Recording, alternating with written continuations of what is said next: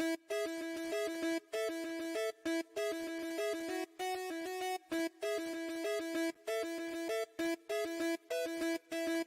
found the coolest place to be, the PlayStation Collecting Set. Come on, won't you sing with me? Welcome to the show. Gather round the boys and girls, collectors from around the world. Let's show the people what they need to know. Welcome to the show. Gonna talk to guests, only got the best. Gonna put their knowledge to the test. Gonna laugh and needs, gonna listen dreams, gonna show you things you've never seen. Gonna sing a song to the break of dawn. Gonna run this party all night long. So come on everybody, let me see you dance. Get yourself ready in the one long chance. You found the coolest place to be, the PlayStation Collecting Set. Come on, won't you sing with me? Welcome to the show. Gather round the boys and girls, collectors from around the world. Let's show the people what they need to know. Welcome to the show. Welcome to the show. Welcome to the show. Welcome to the show.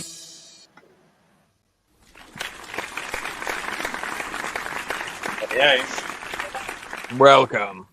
what's up, everyone? Welcome to the PlayStation Collectors Podcast. This is Season 3, Episode number 15. And tonight we welcome VideoGameVotary to the show. What's up, Marcus? What's going on? How you guys doing out there? Good. Glad to have you on. Good Appreciate to it. see you, man. Thanks for coming on. Yeah, thank you. Honored. Dude, liking the setup, man. Thank you. Got it all, dude. You got the arcade, you got the PS5, you got the Mario. Get it all, man. I love it. Yeah. Yeah, I feel bad. I don't have nothing in my background. Not even the bullet poster. You know, I'm just playing background over here. Just Dad feels naked seeing Reggie without the poster behind him. I know. That's all right. We can still imagine it all there in our mind. So But Marcus, really happy to have you here, man. What have you been collecting lately? I've been collecting, strangely enough, the Nintendo Wii. I'm going at the complete set for that. Complete set, right on. Yeah. God dang. Complete set, There's the whole a lot thing. of stuff. There's a lot of stuff. That's for Oh, sure. yeah. All right, Yeah. so complete set means, I mean, you mean like just the US set, or are you talking like you going crazy? You getting All right. everything? U.S. retail set. Okay, all right. Yeah. All right, I don't all right. think I'll go any further than that. That's enough. Yeah. That's like always a funny conversation on this show when people say complete, because it's like, how complete? What do you mean? Do you mean like That's true. everything, all regions, all variants, upside down, misprints, everything? Yeah. Everyone's got Well, their that's- own version of a full set. So a full set to one person is every game in the world. A full set to someone else is every game in their region. And they're both right. You know, nothing's wrong. It just depends on what you want to collect. I think Yeah, the Wii right now it's such a good time to be going for it because everyone is going for GameCube, PS2, or Nintendo Switch or 3DS. But the Wii hasn't been talked about for years. It's really underground right now. It's definitely the one to be going for. It's coming. It is, man. I wanted to ask you, Mark. Like, is it hard? Like, I mean, obviously, it's hard to get to collect a complete set because the lists out there, they're legit or not. So you have to make sure certain games are on that list for the American set. Have you had a hard time doing that? Yeah, I hit some snags in there. I reached out to you and you asked me to send the list, and I actually chopped off like 10 off of that list. And it's Nice. weird. I don't know where people come with these lists. Like some of the games on there like didn't even exist, like it never came out. Mm-hmm. Then you had certain games that were like under a different name. So it's very important, like knowing the names in your region, because at times I overlook stuff because I was looking for a specific name. And I was kind of just trying to get each title before I went after any variants. So I was paying more attention to the exact titles that was on that list, and then realized doing research, it's like constant research to make sure you're going after the right titles and you know what to look for. That's very important. You made a really good point too about games being on the list that don't exist. I collected a full PS3 set close to 5 years ago now. And being with the community, I keep meeting new collectors who are collecting full sets. And I'm constantly getting the same photo sent to me. Hey, Figsy, I can't find this game. And I have to be like, that's because it doesn't exist. Right. There's 3 or 4 different Amazon listings that got made years ago, or PlayAsia listings. They're placeholders. And they do this when a game gets announced. And if a game doesn't get released, it never got sold. But some of these placeholders are up there on the website, and you can even buy them, but the game doesn't exist. So Right. there's like 4 or 5 games that keeps getting put on people's lists, and then the list gets shared, and once it's out there, it's hard to get rid of it.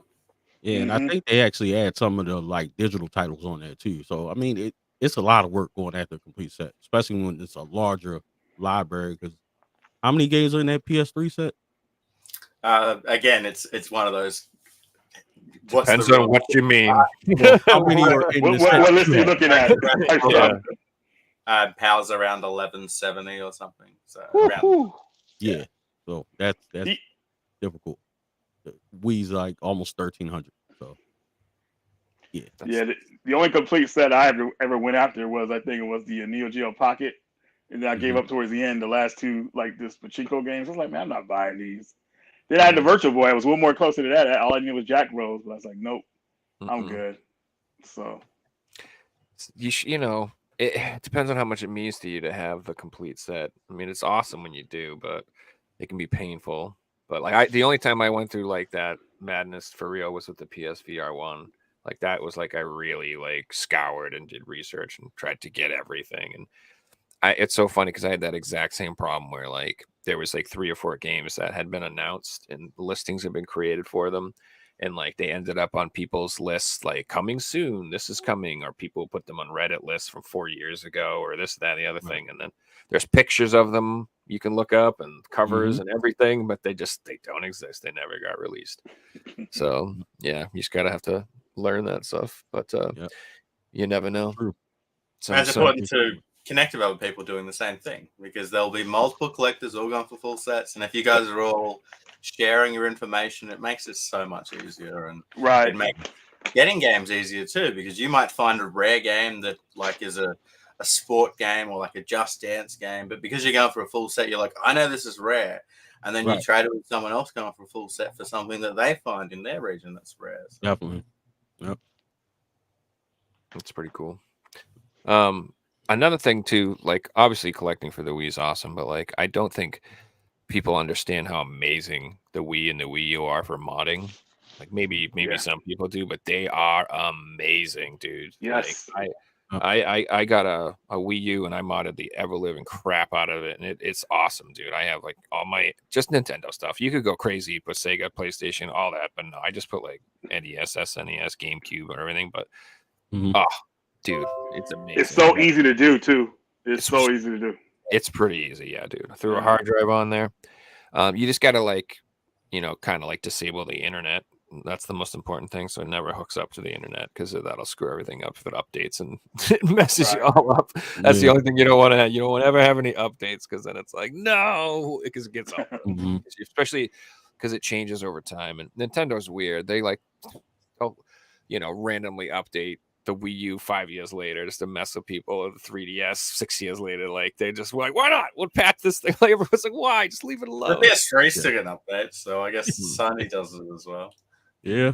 Yeah. But yeah, I highly recommend everyone get a Wii U and a 3DS and mod them. Yes. They're like sick. Original Wii U, so you can play GameCube games too, because it's backwards. Yeah. Correct. Yeah. So you can, and then like they sell these little adapters that let you use GameCube controllers, and they work fine on the Wii U. You can Oh yeah. for that Definitely. games. So So yeah. you brought up something interesting. You said it's cool when you own a full set. I'd almost argue it's more fun collecting the set than once you own the full set. Like I loved collecting a full set. It was so much fun going out there, Thrill. and having a list and knocking games off that list and seeing it getting shorter and building your wall. Yeah. Like once you got a collection, everyone does it differently. But I used to get home and every day I'd put the new games in the shelf and shuffle them over, and take 5 minutes when you first started collecting, and then you build a bigger collection and it starts taking 10, 15, 20 minutes to put the games away. Mhm. Mhm. It's a good feeling seeing new games, new spines on the shelf. And Oh, yeah, especially if you've definitely. been after something for a Definitely. while. But Marcus, like, you're pretty close to completing the set, right? Do you see yourself finishing it within like do you have a time frame when you think you'll have it done? Definitely this year. Definitely this year. for sure. Nice. Yeah. Maybe a Game On Expo. You going? I'm trying to make it. I haven't. I know. Yeah, I'm trying to make it. I'm definitely have that in my plans. But yeah, Game On Expo would be a nice place to It looks Tap lit. off that. You probably finish off the rest of your set there, definitely, because Yeah. they're big. I wanted to ask you this too, man. So, I mean, with that happening this year, possibly you're gonna finish off the set. Well, you think you might move to another system like the Wii U and collect a full set for that? Well, I did the Wii U. I actually hit that at the right time. I've been Oh doing wow, pretty good with hitting sets at the right time. Like I got the Wii U right before it took off, right. and before all the prices skyrocketed. So I Mhm. did that. I did that set pretty quick. I did that in like 2 months. I Nice. wrapped that up because it was only like 164 games, something like that. And it was Pretty around the easy. time, right around the time GameStop was Yes. phasing it out. They had Black Friday, buy two, get Yep. two. Yeah, And that nice. whole day I was in every store in Maryland getting them, like returning them so I can get the buy two, get two. Mhm. So I knocked that set out pretty quick and even added Nice. the Shakedown Hawaii that came out like super late, which was Yeah. weird. It And I was a even weird got the release. Get the Axiom Verge too. Axiom Verge. I got that, God, so I right. wish I'd got that, man. I slept on that Well, the Yeah. company because I already they- owned it. But I wish I had that version. It would be so cool with the gamepad to play Yeah. that game. I bet. because I just found out about what happened with that version, Joe. Like the company Badland Games, they didn't pay Limited Run back some money or something like that, so the game was in limbo, and they spent the money or whatever. Like that was really bad. Badland went under because of some their bad business practices. But that was the last game they put out, and it was thanks to Limited Run that they got it out the door, I believe. I think I'm right about that. Do you know anything about that story? Just basically what you said, I can confirm. Okay, that yeah. I thought as well. Yeah. But everybody's really happy when that game came out because that was like, yeah, they would complete the set with that last release or somewhat last release because Shakedown Hawaii. right. And it was in limbo for a long time, right? And It that was, dude. I was like, dude, why is this game not out yet? And look, this company is spending money, and they went under. I tried to look them up. They're pretty much like their internet footprint is gone. Like it's like insane. Like you can't find anything they've done before that anymore on the internet easily, like their website or nothing like that. Like they're just That's crazy. gone. So yeah, there's some crooks out there. But thankfully, Limited Run pulled through and made it happen for everybody. It almost Yeah, sounds right like there. they tried to delete their internet history because they didn't pay people some money. That's right. Yeah, exactly.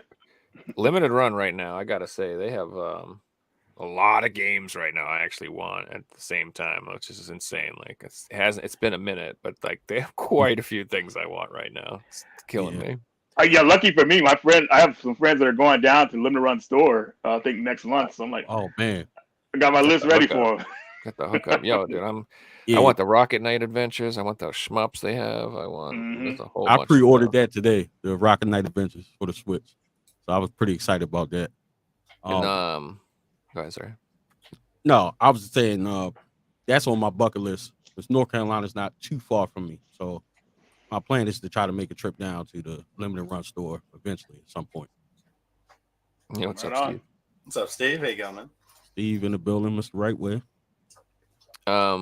Yeah, so speaking of that, did you see they're putting out that physical from the Xbox on the PS5? You want to show that? Yeah, I off, got a maybe? photo of that. Let's pull it up. Just got announced this morning by just Obsidian. Announced it. just and look at in it. their announcement post, the Xbox Game Studios is on the front cover of the PS5 copy. It's just weird, right, guys? It's Very just weird. weird. Man, it's kind of weird, It's a man. moment. It's a moment. That's That's like when you something. saw, dude. That's like Sega on Nintendo, baby. When that happened, Sonic on Nintendo. You know what I'm Yeah, saying? Sega exactly. on PS2. When that would happen, like I remember, that's so fun. Like I have my PlayStation magazine where it was like, is Sega gonna come to PS2 because the Dreamcast died, and everyone's like, so what the hell's going on? You know, it was like in that transition. So it is a big moment. It's crazy to me. Yeah, Xbox definitely. I seen another post last night that was kind of like, all right, this is what the future of video game collecting is going to be like. And Bethesda got a new physical Hi-Fi Rush, but they're not releasing it physically. They're giving it to Limited Run to release physically. So Wow. it feels like this will be a common trend in the future where collectors will still get their physical games, but it'll be like, you're not getting 1 million copies, you're getting 10,000 or 5,000 Yeah. copies. That's it, because no one else, well, we don't care about this anymore. That's- you know? They're making sure Fine. they get their money. That's for sure. Like they don't want no That's- extra copies. They want enough to satisfy a certain need, and that's it, and move on. Which That's sucks for fine. us. As much as I it'll mean, be wow. fine, It you won't is. see an instance of cheap video games anymore. You're not going to see $5 copies of new games anymore or things like that, which kind of sucks. I like collecting cheap stuff. Yeah, me too. That's all I was thinking about. You know what I mean? Like if they have just enough for a lot of the serious people, it's just like I don't know, man. Like you have to buy it immediately. You don't want to wait for a secondhand seller to get it because hey, they could raise the price on you. So it's like that. I guess you could say, FOMO. I guess but I don't know.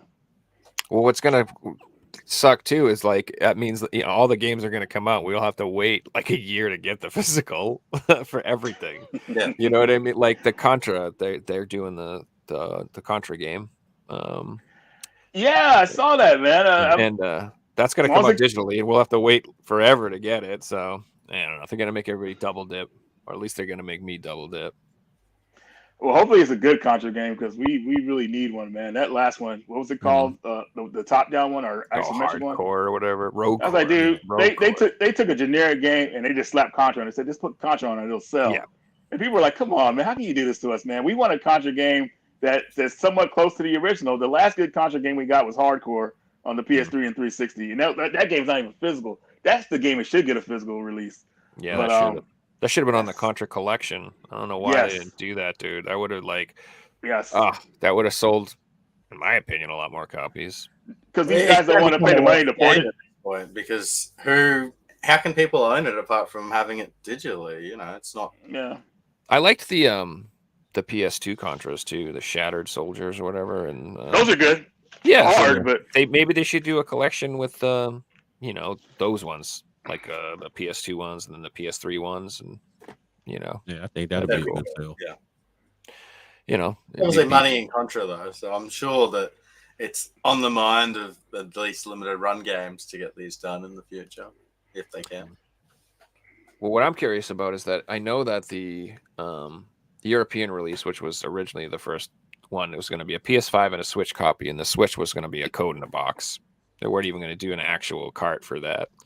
So I'm hoping, I would think, limited run, their Switch version will be a damn game, at least I hope. So that's cool. Because, that's a game that I absolutely want on the Switch. 100%. Like, I want it on... I'll get PS4 too, but that's just... I want it on a Nintendo console. You joking? Like a Contra game? I just gotta have it on my Switch. I don't know. Some games just feel right on the Switch. It just feels right. Yeah, dude. It's like, exactly. It's like, I don't know.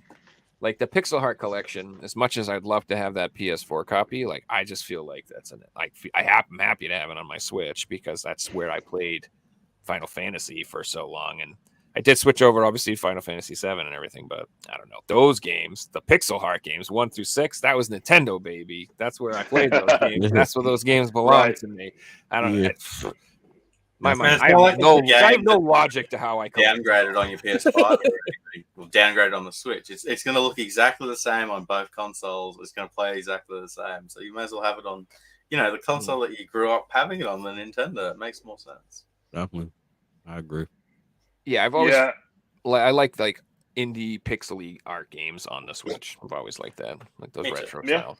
Yeah, get them while they're coming out like that, because I feel like that the whole Final Fantasy 7, the Final Fantasy collection thing. Because physically, I looked it up too, man. Like people were selling copies for $1,000, and they're selling too. It's crazy.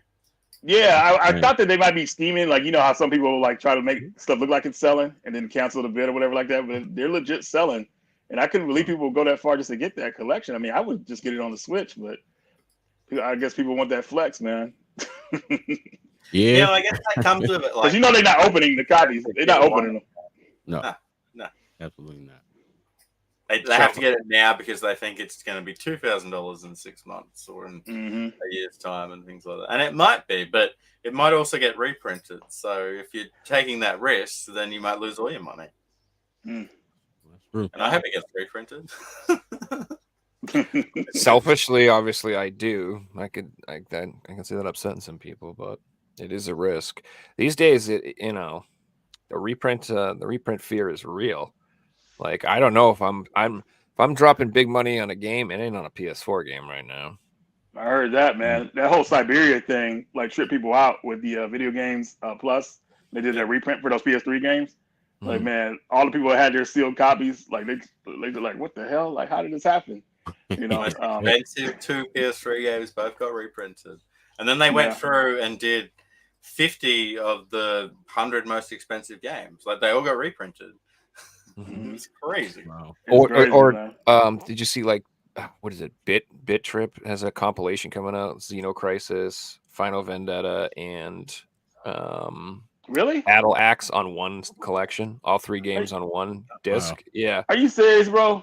Oh yeah, that's happening. So Xeno Crisis was on the PS4, I believe. That was a strictly limited release. I don't Yeah, think Strictly Limited did the Switch and PS4 copies. Then so is that's there going to any- murder the value of those because it's Yeah. going to be on a compilation for $19.99. You get all 3 games now or whatever. Wow. Wow. I mean, it's cool. It's a good deal. Those are 3 Yeah. good games. It almost goes without saying now, if a game's expensive and there isn't licensing issues, then someone's going to try and reprint it because there's money to be made. Right. Definitely. Exactly.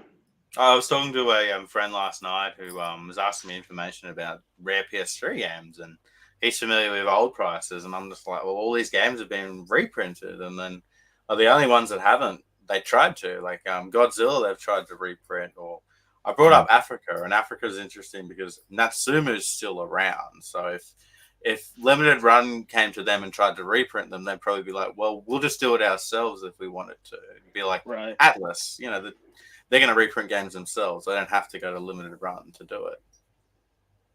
But a lot of these companies aren't around anymore. So they go into people who, get money for nothing. And it makes sense, right? Exactly. Yeah. Yeah. I agree. Wow. They need to get all of the Working Designs games and reprint them all on PS. Yeah, especially those earlier ones on the Turbo system, man. There's a lot of. I mean, I think I have most of them, man. But yeah, they could do a reprint of that series, man. I mean, Working Designs was I didn't appreciate them at the time, but when they were gone, man, I felt really bad because they really put a lot of effort. They were kind of like the catalyst for like all these companies now, like making these collector's edition, like making good ones, I would say. Because you remember the Lunar Complete Edition for Eternal Blue and Silver Star. Gorgeous. I mean, dude, like I still go back and look at mine here and there. Like, man, what a great collection this was. And I still remember when I first got Silver Star, the Complete Edition. Like I remember we were on our way home from school, and I kept looking at it and going through the book and everything like that, just blown away with all the detail they put into it. That's what a lot of these companies need to like make sure they do. Like Working Designs left their legacy out there for everybody. Like this is the standard at least. If you make a collection edition, do it like this. I seen some collection editions that were bonk, man, recently. My buddy Joel, there's this game called Grand Blue Fantasy not Versus. It's called New Link or something. Yeah. He said Reggie. He did an unboxing of the channel. It's funny. I could tell like on the camera like he was upset when he opened it because the statue. It comes with a statue. You pay like $170 plus tax with it. So let's round it up was about $200. $200. Yeah. And he opened up that statue. Man, that thing was so small. And I was like, dude, you should have went with the deluxe edition because that came with the essential stuff you need, like art book, soundtrack, all this extra card stuff and download codes or whatever. The collection edition was like paying like $100 for that small statue, man, was like just messed up, So I was like, man, you got to really, when you look at these collection editions to collect them, make sure it's worth your money, man, because if you come with a statue, make sure it's something like Horizon Forbidden West or Zero Dawn. Like, those statues are pretty good, I thought. Right. So yeah, they are. Just this week, Reggie, my favorite game of all time, Elden Ring, just had its DLC announcement, and I saw that edition coming with the DLC, and price might be different in America, but in Australia, it's $5.99 for a collector's edition. There's an empty steelbook, I believe. There's no game. There's a download code and a statue. Wow. See that? Look at that. They're not even putting the disc in there. Hey, you want to put the disc in there, give you the opportunity, but they're not doing it. Here's a DLC code, and you're good to go. But at this point, it's more of you're buying a statue. You like it. Back in 10 years ago, statue collecting and video game collecting were two different things. Yeah. Because F4F were huge, and I wasn't interested. I just wanted video games. But today, it's like you're just buying the statues. You're not really. You're getting this massive box. You can't even put it on the shelf. You need to make a shelf for itself. So it's crazy to me. So, this release is coming out for the PS5 because Elden Ring came out on PS4, right? Or did it come out on PS5? It was multi-platform 4 and 5, but I don't think they announced a PS4 physical version. It'll be available digital though. Okay, I might get that PS5 version, because that game looks pretty interesting. A lot of my friends are playing it. If you don't have it, I would definitely grab it. Yeah. But here's the thing that even the regular physical version, the DLC is not on the disc. It's a code. It's a download code. It's not the DLC's not on it. So this whole thing with this edition, all that, it's just a code. They don't want to put it into work, man. That's insane. You know, same thing happened with I would have bought it again. Cyberpunk. I would have bought it again, guys. Yeah, same thing with Cyberpunk. That pissed me off too. But only the PS5 version had the DLC code. The Xbox One has it embedded on the disc. Really? Like, yeah. I was shocked, man. Damn. I was maybe like, I should get that version. Yeah, I mean, just for like, I would probably get that version. Yeah, I mean, I have the regular version. Says I have Elden Ring and Cyberpunk on PS5. Sorry, PS4. I have Cyberpunk, but either way, I would upgrade both versions if they would put it on the disc. Like, I would buy Elden Ring again just because I like the damn game. If you threw the content on the disc, I would absolutely buy it again physically. But now I mentioned in my Discord that I would buy it again in the future when it's cheap, and I'd probably buy the DLC day one and then wait for it to be like $20 in the stores. But if it's not on the disc, I already own the game. Like, there's really no point to buying. I'm over that. And if we don't stop doing that as like a bunch of like consumers, if we support bad business practices, they're just gonna do it. Like, so I don't know. I mean, it's over. The fight's over. Like, we're all like, all games are gonna just be through limited run soon enough, and we'll have to just order our copy and wait a year for it, and hopefully. Well, if that happens, or I just say when that happens, I mean, do you think your collecting habits will probably like chill out a bit or whatever like that? Like, maybe you'll just focus on just, I don't know. Because I feel like if limited run is only somebody will compete with them. Obviously, we got other companies out there that do physical releases, but when it comes down to like one big publisher like them, man, it's going to be a crazy market. I would think when it comes to games, because I actually enjoy going to a store and and picking up games. So with GameStop, I'm not saying GameStop's in a bad position, but would you guys see someone like Limited Run opening more stores across the country if GameStop fell off, or they were the only publisher mainly? Maybe regionally. Yeah. I think so, especially if I struggle to see it because we're on an online world these days where people are cutting out the middleman and just selling things from warehouses, and the days of Amazon is amongst us, and it's hard for GameStop to even compete these days. So I wouldn't expect Limited Run to like take on the GameStop model if they're going to be the primary consumer of physical media. They're kind of dipping their toe in. Well, yeah, because they got their own store now. And then I know they got a contract with Best Buy. I don't know if that's still valid because I don't see a lot of their newer releases coming to Best Buy as of lately. But they still got to deal with Amazon. They got an Amazon store, which is where I go to get stuff because I don't like pre-ordering stuff because I just don't want to wait for anything coming in the mail or whatever like that from them. Because after that whole Castlevania anniversary collection thing, I was like, whoa, it turned me away from pre-orders. Like, I was like, no way, dude. Because they want the money up front and you wait 2 years later. Like, that's insane. I don't know all the details about what happened with that, but I just know my friends were upset with it. And then one of my friends got their stuff sent to them broken. I was like, man, and Limited Run's return policy is horrible. So that's what I was just going to say. I don't like the order-only world because I constantly get stuff broken. Constantly, dude. It's so annoying, dude, having to return stuff on eBay and box it and go to the post office and stand in line and just wait. It's so irritating. Yeah. So, like, and I care. I'm sorry. I know that these people probably think I'm nuts, but I'm just like, dude, what the heck? It's broken. Like, the disc holder is broken. Like, I don't want it. I'm sorry. Like, I pay more for brand new sealed games because I want them to be good. So, like, it's if the only time I don't care is if it's just I get an amazing deal. Like, say a game's for $60 all day long. I paid $20 and I got it somehow in some amazing bid or something, and it shows up broken. I'm like, whatever. I'll eat that. It's such a good deal. I'll find a new case. I'll do what I got to do. It doesn't bother me as much. But like, if I'm paying a premium, if I'm paying 60, 70, 80, 90, 100, whatever it is for the game, it better damn well show up in good shape. I just, and I swear, like, Amazon, they've learned, like, at least for me, like, I complained so many times. Like, I used to send them nasty messages. I'm like, if it says collector's edition, put it in a box. If it says collector's edition, put it in a box. If it says collector's edition or deluxe edition or anything like that, if it says I'm paying for a fancy edition, put it in a box. If it's just a game, I don't care. I'm not going to bitch and moan. If it shows up broken, it is what it is. But if I'm paying for something that says it's collectible, pull your head out of your ass and put it in a box. It's like, what the hell, dude? Joe, I think I told you a while back because we had talked about this before. Like, I bought something collector's edition off Amazon. I forgot what it was, but they sent me the item and they put the packing label on top of the collector's box. Oh, on My the God. I was like, what is this? I couldn't believe. I was like shocked. No. I took a picture. I think I sent it to you as soon as it happened. And I was like, dude, how can they do this to me? Like, you serious? Like, that's how they treat their stuff? Like, no effort, no packaging. They said the collector's edition box, just slap that on there and boom. And you know they're tossing it around and everything, which was beat up. And I was like, dude, Yep.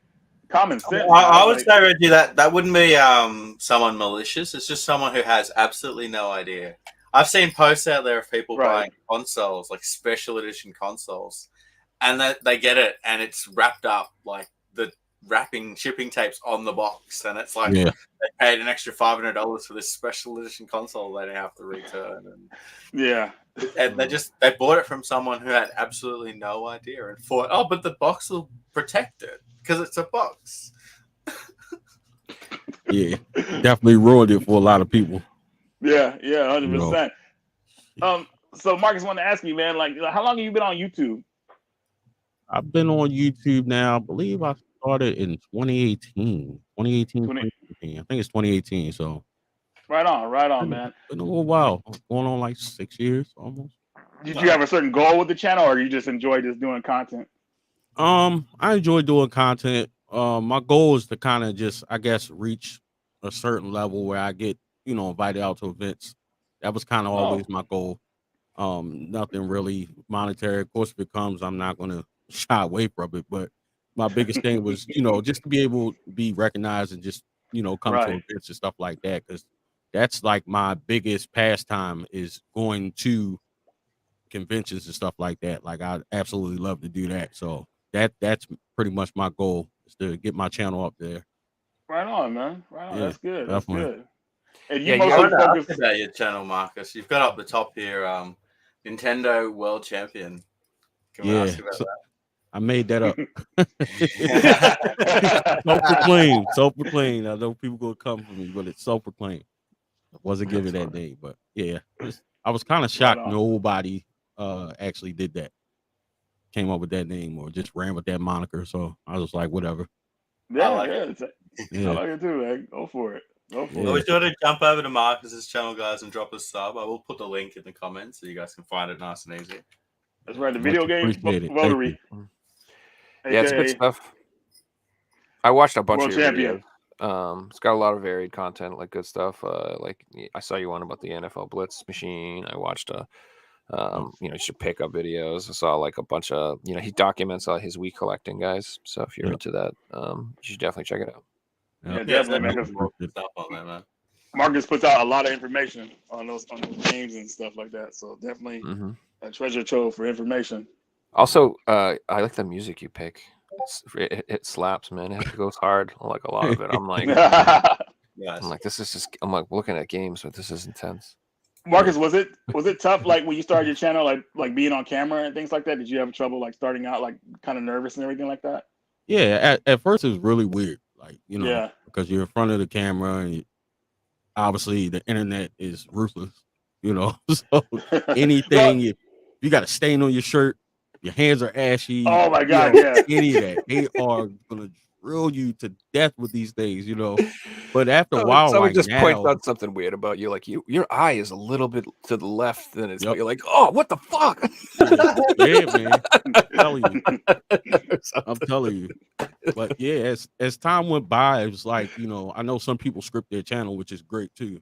But I've done a couple videos like that, but I've gotten so comfortable in front of the camera now and kind of the way that I format my videos where I could just get in front of the camera and just kind of go, So just over time, and people don't realize like, having a channel and keeping up with content, it's a job. You're sitting there and you're editing and you're thinking of these ideas and thumbnails and titles and stuff like that to try to be engaging and also to try to separate yourself from everybody else. But I definitely think it's a spot for everybody. I don't just watch one channel. So it's a million of us out here. Everybody's got different opinions, different knowledge about stuff like that. So, to each his own. And I encourage everybody to, support all their favorite content creators in whatever way they see fit. Not Absolutely. just that, everyone watches different content different times too. You got your Wii videos out now, but someone might start collecting Wii games in 5 years and Mhm. watch every single one of your videos and just like start commenting on them all. And Yeah. I made a series about the PS3 like 6 years ago, and I get people going through watching every episode still, and it's like that's cool that Yeah. it's up there, it's on YouTube, it's there forever, and it's always going to be there, which is awesome. Yeah, that's something that I think about because I find that some of my older videos, even if it's just something small, like if I get a random controller from somewhere, I'll unbox it and review it real quick. But I'm pretty sure everybody does what I do. If I'm not familiar with a game or some kind of controller or something, I go straight to YouTube and I'm going to look it up. So a lot of times, like being a smaller channel, you can get discouraged at times where the video doesn't perform quite as well as you would hope. Mm-hmm. But then, it's always their hope, just like Pigsy was saying, somebody's eventually gonna I think it's gonna be a lot of people going at the Wii set. So me kind of going through and documenting that, I think it's gonna be able to help a lot of people moving forward. And then I plan on, once I finish, actually going through even deeper and diving into separating like uncommon games, expensive games, and stuff like that. And try to explain the difficulty in finding. I try to pinpoint those in the videos, like saying these are uncommon, and even with that, kind of depends on where you're at too. Because I know when I travel out west a couple times, when I've seen Reggie, like it's way different when I go out there to those conventions, the games that I can find. Like it's a huge difference. Dude, if when you get a full set too, like what I would recommend too is focus on like little subsets. Do like top 10 platformers, top 10 light gun games, top 10 these, top 10. Do like all those like little mini subsets, especially for such a big set. Like that's what I like. Someday, if I ever make content, I'm gonna do something similar with my PS4 stuff. I'll just talk about the shmups and the horror games, the stuff that I like to collect, because I can't collect the whole PS4 set. I ain't doing that. Like, so I don't have an interest in that. So if somebody was like, here's how to collect the whole PS4 set, I'd be like, I don't know if I can do that. But if I will watch videos about what I want, like the subsets. So I think that's smart because the Wii set is huge. Yeah, it's a big set. Like survival horror games or whatever like that from the Wii. All the horror games on the Wii. Yep, exactly. Absolutely. RPGs on the Wii. Target all the the collectible genre, all the waifu games. Yeah, definitely. Even like By the way, can I just say, has anyone been on Twitter today? Has anyone been on Twitter today? Because all I saw was Tifa's tits in that in the a million times. The game got leaked, or I don't know, people got it early for reviews or whatever like that. So we're seeing a lot of extra stuff. I'm trying to not stay off of it, but I don't care if it has a spoiler. Right. I'm good with it. I was an Eric fan in the first one. I think that's changed already. Well, they have us. I don't know. You should spoil this for yourself at least. Go on Twitter and at least look at just a couple seconds of them at the beach. A couple seconds, check it out. It's whoever made Tifa. Just God bless you. Whoever. Well, quick question for everybody. So, I think everybody here has played Final Fantasy VII except Figsy, right? The original game. I played the first one. No, sorry, I played the remake. I haven't played the original yet. Okay, so Marcus, have you played the original Final Fantasy VII? Yeah, I haven't played it all the way through, but I have played it. Oh, so you played a portion of it. I forgot I was going with this, but I'm just really excited about this remake coming out, man. I mean, because I played the original game back in the day, and I loved it. I had some problems with it, not at the time, but over the years, I kind of looked at some issues it had, like the ending was whack, or the game was rushed on the third disc, and now this company's taking their time and bringing this game back. And I'm playing a demo recently, and I'm like, dude, I cannot wait to play this game. It's like a whole world. I'm not. The original game was a tactical game, like strategy RPG, pretty much. So it's like turn-based or whatever like that. This one's more of an action game. And some old school people were hitting me up about it, saying, man, they don't like that. But I was kind of explaining to them why Square Enix has to do that, because they want to attract a big audience doing a strategy RPG, like a tactical RPG back and forth. They need to make it action oriented and make it look like crazy, like Devil May Cry and everything like that. So that's the reason. Because I feel like when I played it, and I feel like I'm playing Kingdom Hearts. Pretty much Final Fantasy meets Kingdom Hearts in gameplay. So. Exactly. I'm not saying it's bad and like that, but I just see a lot of games do it, like Devil May Cry and all that stuff, all that crazy action type stuff. So it's kind of weird, but I'm in it for the story because I feel like the game is a sequel to the original game. So I think things are going to happen differently, which they kind of already have. So I'm just really pumped up with what they're bringing, man, because they're bringing out a third one after this one, and I think we're gonna get that one a little bit faster than we had to wait for this one, because this one's pretty much 4 years we had to wait for this game to come out. So well, they decided to do 16 in the middle of it. That was the main reason. Yeah, they try to throw it in there to mess things up. Rushed. Yeah, it was rushed. And here's another thing, Figs. These guys were working on Kingdom Hearts 4. I thought 3 was it. They were done with it. They're like, no way, the license hasn't expired. We're to keep this thing going until this license expires, I guess. So they're making a part 4, which looks like Final Fantasy 7, like the graphics and everything. It's you can understand there's so much money in Disney though. So like they could do a Star Wars world now. Yeah, it's a money tree, pretty much, man. It's just raining money.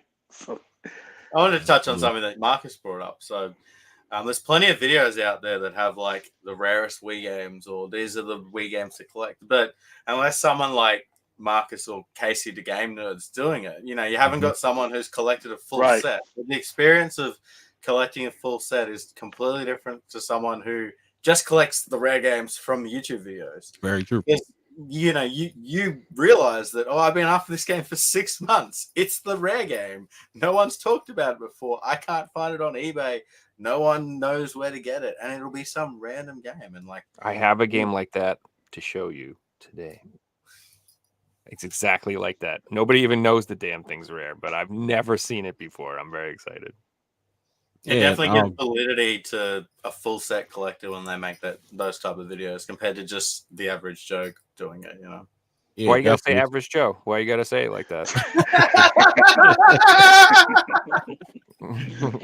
Average Joe Rad, Come on. That's right.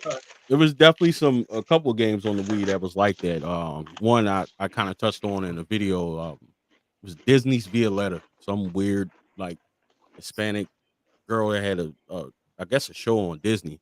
And when I looked online, do a search for it, you couldn't find it. But it was funny because the one place I found it was on Walmart. You know how they have like individual sellers on Walmart? Some guy had it and it was sealed.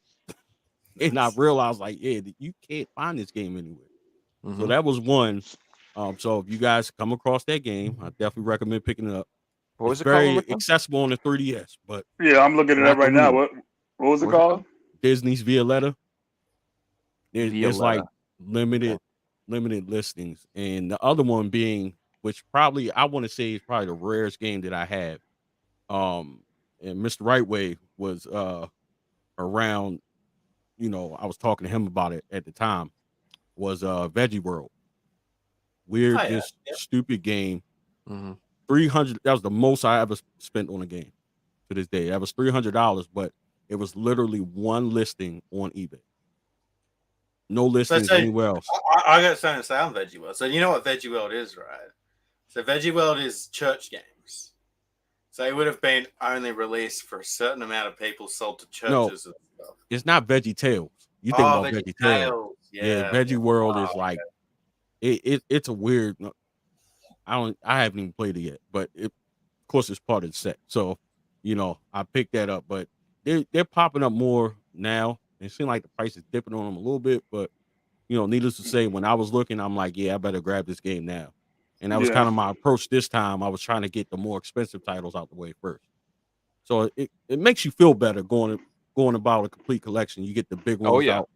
Now you're like, all right, I can manage these, $50, $60 games or whatever. It's so that was just my approach. It's like when Reggie had to buy just that one Virtual Boy game, with just Jack Bros. It's like that's But if it was the other way around, it would be a no-brainer, Right. Well, it's funny too with that situation. At the time, it was going for like $100, and I was like, "Nah, man, that's too much money." Bro, been there. I should have bought 10. Oh my god, dude! I told you, I passed on Tron Bond for like $100. Oh my god! I'm like, that's way too much for a PS1 game. Back in the day, I thought it was nuts. The guy had that and Brigandine for $100, and I was like, nah, that's too much. I don't want those games. I try not to dwell on the ones I passed on. I try and remember the ones that I did buy when they were cheap, because there's more good deals I got than good deals I missed out on. That's for sure. I've always wanted to call that guy back, but I'm afraid he's going to ask for his games back that I did buy. And they're like, actually, now that you mention it, I sold you a bunch of stuff way too cheap. I'm like, all right, never mind. Oh no. Yeah, I sold all that stuff. That's all gone. I just need new stuff. I already played those games. Yeah, I just bought them to play, man. Oh yeah, you know how it is. That's the same. Hey, what have you been playing these days, Marcus? I've been playing Prince of Persia: Lost Crowns. Oh, I'm okay. playing that on the Switch. I've been enjoying that. And with Final Fantasy get ready to come out next week, I was like, I need to finish the remake. You know, so it's kind That's of gonna hard be trying to big. manage and juggle playing multiple games. I try to stay focused on one, but Mhm. you know, I've definitely been picking up a lot of Final Fantasy games like Crisis Core. I got that on Switch. Is that on got sale that. yet? Yes. When I got mine, I think it was like $20. That's what I'm trying to get mine for. Get the PS5 version. Yeah, I'm waiting to get it on sale. It hasn't dropped in price over here yet. I got a gift Yeah. voucher for the game shop, and I'm like, yeah, I'll go get Crisis Core, and it's like $80. I'm like, no. Yeah. It's funny because Final Fantasy XX2, the remaster on Switch, that's like becoming hard. It's crap to find. Like I found one, I think on Macari. You know, Yeah. some of these games, especially Switch titles, like the first party ones, they're disappearing. And it makes me think that maybe Nintendo is considered doing a what is it called? Jeez, I'm having a brain fart. Not their version of the greatest hits. What is it called? Selects. I think Yep. they may be attempting to do that because I was hearing the rumor of the next console being pushed back, and I wonder if they're trying to just take advantage and grab some more of those sales, which, you know, Which the sales are good. yeah, it won't hurt. You know, I think they want to try to pass PS2 as being the best selling console, and I think it's. Oh, I think definitely I hate $50. I'm sorry, man. Sorry, Reggie. I hate it, man, but it might happen. We'll see. it might happen. I don't think it cannot happen at this point. Even if the new console comes out, the Switch is. I mean, because look how long it's been out, you know, and everything, and you know, yeah. So if they release the new console, it has backwards compatibility. They release the Nintendo Selects, and then they do a price drop on the old systems. Forget it. Yeah. I'm gonna buy 2 or 3 more OLEDs just to have them. definitely. Dude. Just to have them. Like I already own hold on, I own 5 Switches in my house. Wow. So 2 of my girlfriend's technically, but I They're bought in the them. They're mine. The house is yours, yeah. Yeah. So like, I don't know, man. I want I have like the regular red one, and they came out with the red OLED. Like, I gotta get it. I gotta have it. I need to have that too. I have to have it. Oh man. So yeah, I mean, I might buy a couple more. Just I like having these consoles. So, but then again, if they are backwards compatible, the new one maybe not. Did you guys catch the Nintendo Direct this week? Man, that was horrible. I'm with you. Like I watched it and I was, oh yeah, fast forward. I'm not really interested in this game. Fast forward. There was a couple that I'm like, that's kind of cool, but yeah, I was kind of disappointed overall. Yeah, I mean it was the partner one, so we give them a little break for that. Shin Megami Tensei looks great though. Go back about the consoles outselling each other. The PS2 is considered a home console, where the Switch is like a hybrid. So I don't know if it if it would compete. And because the Nintendo DS is the best-selling handheld of all time, and it's right behind the PS2, like literally like a million behind it, and then the sales stopped for it. But yeah, Switch has got to pass the DS first, and then they could get the PS2. I want the PS2 to stay king because that's one of my favorite systems of all time. Yeah, The DVD player, that was, even though it wasn't my first DVD player, it was most people's first DVD player in that system. But PS2 was, man, when that came out, that was a great time. The golden era of video games. Yeah, but it definitely was. Yeah. But the Nintendo Direct though, man, I mean, Figsy, were you like just kind of like watching it and just like no, this game is horrible. Well, and not just that. They didn't even live premiere it. Like their midnight dropped and suddenly they released a video. It was really weird. Like the video wasn't even a live premiere, so you couldn't like react to people as the games got out. And like I enjoy seeing people's reactions when they announce games. Well, we missed that. Right. Yeah. Hey, Reggie, I wanted to bring something up about the PS2. So today we're in 2024. There's more people playing games than ever. PS2 is still the number one selling console. That's kind of crazy. Well, one of the biggest reasons it sold so well because A lot of people wanted to go. They wanted to transition to DVDs because VHS, obviously rewind and all that stuff is like, come on, you know what I'm saying? So kids were able to talk their parents into getting one because, hey, we'll have a DVD player now. And that was a good reason why to buy one. You could play games and DVDs plus backwards compatibility. Sony, I believe, was the first one to do that. Yep. And that was amazing. No-brainer. Everyone needed to upgrade. Why wouldn't you? Got to play all your games, keep it. Even the controllers, I think, work too, right? Even PS1 controllers. Yeah, they did. And you know, that's one of the reasons why Dreamcast, like they couldn't compete because they didn't have a chance to. Because once the DVD was implemented, backwards compatibility, you know, backwards compatibility is a big thing, and people didn't really realize it, you know, at that time, but it was because people wanted to play their games on that system. If Dreamcast was able to play Saturn games, maybe it would have been able to hang in there, but not for long. But the DVD function was mainly the reason why it sold so well, you know. Right. And at the time, I think the hardware they were using, the Emotion Engine, so we were starting to see like I would say, you know what I mean, like more. I don't know realish, but you know what I'm saying. But the graphics were a big jump from the PS1. So, like I remember one of their big selling titles, SSX, the original game. I mean, that game was on point, dude. I was like, dude, so good. Yeah, it was. Even though they didn't have the best launch titles, but that like certain games really stuck out and made you want to get the system. I didn't get my PS2 until the second round. I was in the military when I finally got mine, so I was in basic training. So when they finally let us off base, I went and bought my PS2. The game I got with it was Zone of the Enders. You know, I couldn't wait to play that game. Unlike everybody else, man, everybody else was buying that game just to play that Metal Gear Solid 2 demo, but I wanted Zone of the Enders for itself. You know, and I bought it. I remember playing it, and I got the disc read error, which was annoying that Sony had that happen to a lot of their first wave systems of the PS2. I got another one, thankfully, and then the next game I got was actually Metal Gear Solid 2. And you know, I just got titles like that on the system. It was just an amazing experience. Like I still remember playing Metal Gear Solid 2 and how crazy it was back then. You know, like Snake on the freeway. Well, not on the freeway, but on the bridge, jumping down the stealth and everything like that. That was just mind blowing back then. So, PS2 is man, amazing times with that system. Dude, you know? The one thing I would add to it is they mightn't have had the best launch library, but I'll tell you what they did have. They had the best press conference of all time, where Dreamcast just got announced, and the Sony guy walks up and he says one word, $299, and gets a standing ovation from. Oh yeah, I remember that for the PS1. Yeah, and he just walked off after that, man. Like that's all he had to say.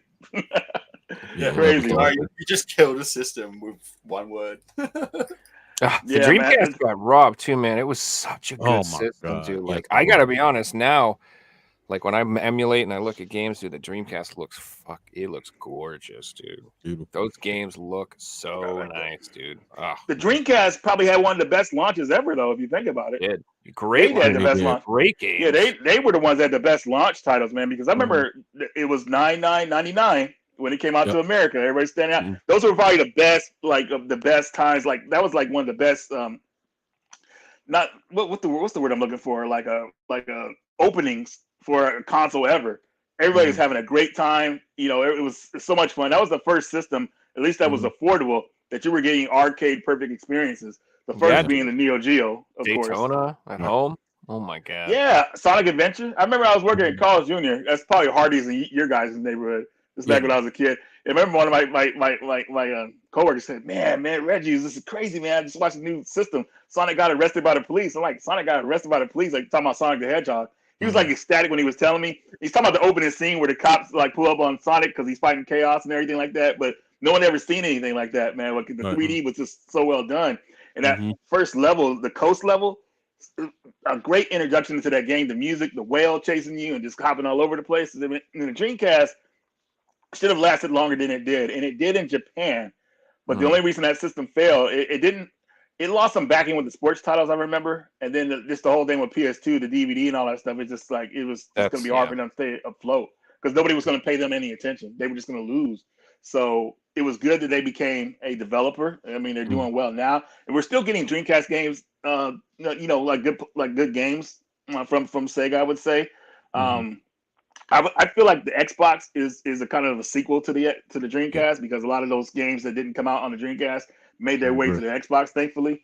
You know, we were going to get a lot of games that didn't come out because I remember what was that game on the Dreamcast? Ill Bleed. We were going to get Ill Bleed Part 2 on the Xbox, but I think the developer passed, so that's why we didn't get that. But you know, this games that were I don't know, man. I just feel like it was yeah. So I'm all over the place with this because now I'm living back in this memory of this system. I got you. But it did last in Japan until 2006. So it still was doing well in Japan. Well-ish, you know, it was still surviving.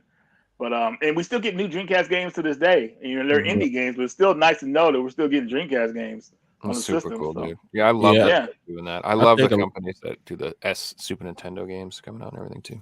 Sorry, go ahead. Yeah. Yeah. I think a lot of people forget too about the piracy issue with that. I think that Oh, kind yeah, of you can- that's was a right. nail in the coffin for them. I do remember like everyone I knew had burned games for their Dreamcast. Everyone. Yeah, they were using that. What were they using, man? I forgot what the program was called. It's still around today, actually. It was actually burned the Dreamcast game a couple years ago. What was it called? I can't remember. I can't remember. It sucked though. It sucked. Yeah, At that point, Joe, every person I knew had a burnt PS1 game for their PS1. The modded PS1s, man. Yeah, man. It's pretty crazy. People were basically renting games and then like burning them or whatever like that. So. Yeah, that killed them. Guilty. Yeah, I remember that on PS2. People installing hard drives and burning their games and stuff. Yeah, I did that later, you know, and everything like that because a lot of games will play better with the hard drive and everything like that. But yeah, that's how they were doing it, man. Get you a bigger hard drive and install those games on the system. Because collecting like back then wasn't really a thing until people started seeing the games are worth money. And that kind of started with the whole thing with stadium events. If you guys remember when that was on the news, video game sales for $5,000, and people were like, "What? Video games? Let me see what I got." And then that's when that trend of like seeing what you got, what it's worth, and everything like that. So ever since people know they're worth a little money, they kind of changed it. But back then, though, no one was cared. They just had a collection of games and had no intent to sell them unless they were getting newer games or whatever like that, trading them or whatever like that. That's why GameStop made a lot of. They got a good amount of old school retro games over the years because people weren't caring about them. I think Circle of Life was their whole business model. Because it was more important to get the old games back in the shop than the new games out, because they made more money from pre-owned games than they did from selling new games. Oh, 100%. I think AVGN had a huge impact too. I don't think people like really understand. Like I remember when I first saw AVGN and he had that room full of Nintendo games, and I was like, "Damn, I want a room full of Nintendo games. I love Nintendo." That was like that for me. That was like where that sparked. Like, you know what? I should collect the games I played when I was a kid. I love that shit. You know what I mean? For me, like I think that he had a massive effect on and like awakening people's nostalgia for their childhood games. And if you talk to like every collector, that's how we all started this nonsense. We were like, well, I just wanted to get the games I played when I was a kid. Yeah. And then I watched the video and found out about these other cool games, and I realized I only know number 2 of this one, and there's 4 of them in this series, so I got to get them all. And then there's a spin-off series, and and then you got a full set. And now you're like, and then I just remodeled my house to add the addition so I could finally set up my collection. That's I'm where it curious all to know. you have to upgrade your fucking house. Figsy and Reggie, like what got you guys started with your collection? Like, you know, kind of how Joe just mentioned, like, you know, AVGN and seeing that kind of sparked. So mine wasn't collecting. I was buying games to play, and I just got to a point where I had 150 of them, and I'm like, oh, I got to get a bookshelf to fit them all, and then that just turned into what else can I get, and then eventually I was just collecting. I didn't ever intend to go out collecting. It was always just I love playing PS3 games and they're cheap, and I want to buy as many as I can because they're cheap and play as many as I can, and that turned into collecting. Like I didn't wake up one day and decided to start collecting, but there was definitely a point where I went from buying games to play to buying games to put on the shelf. Right on. So I didn't start really collecting because I kept everything I owned from when I was a teen. So let's just say I started with a library of games pretty much, and that's how I did my collection. But I think around 2011, because most of the stuff I collected at the time was all PlayStation stuff, Game Boy Advance, and a little bit of DS stuff, right? And then around, I remember my buddy had a game shop, and we were looking at the schematics that Iberkin, they were going to make the Retron 5. They were talking about this system in place 5, all this stuff in one. I said, dude, that'd be kind of cool. So we had a game store together. You know, we collected the games that we like, thought about collecting the games we wanted. So they make that system worth having. We were collecting this stuff was dirt. So we were finding so much stuff, and then the thrill of finding it all, you know, going out. I remember we would close up the shop because it was slow. Man, let's go game hunting. Boom, we out there like hunting games and everything like that. It was insane, and all this stuff was like dirt cheap. So it became like a kind of like an addiction to buy some of this stuff, man, because it was just like we were so thrilled and happy. I mean, the rush you get when you find something on the cheap, man, it's like nothing. It's like it's crazy, man. Like sometimes you feel like you're about to pass out and everything like that. Yeah. Shaking at the counter. Something like that because it's so tough now. But back then there was no competition of people looking for the same stuff, and it was just really you were really finding everything you wanted. So that's where my collection started. So I would say around 2011 or 12ish is when my collecting bug started. But before that, I collected just what I wanted and everything like that, and I still do. But I went out more systems at that time, like Super Nintendo, all that stuff around 2011, 12. Okay. You brought up a great point, Reggie. Just how fun game hunting used to be. Like, if you've just got into collecting today, you're not going to experience what it was like to go out with $20, $50 and come home with a big bag of games. And they're not just anything. They're like AAA titles, RPGs. Today are $100 a pop.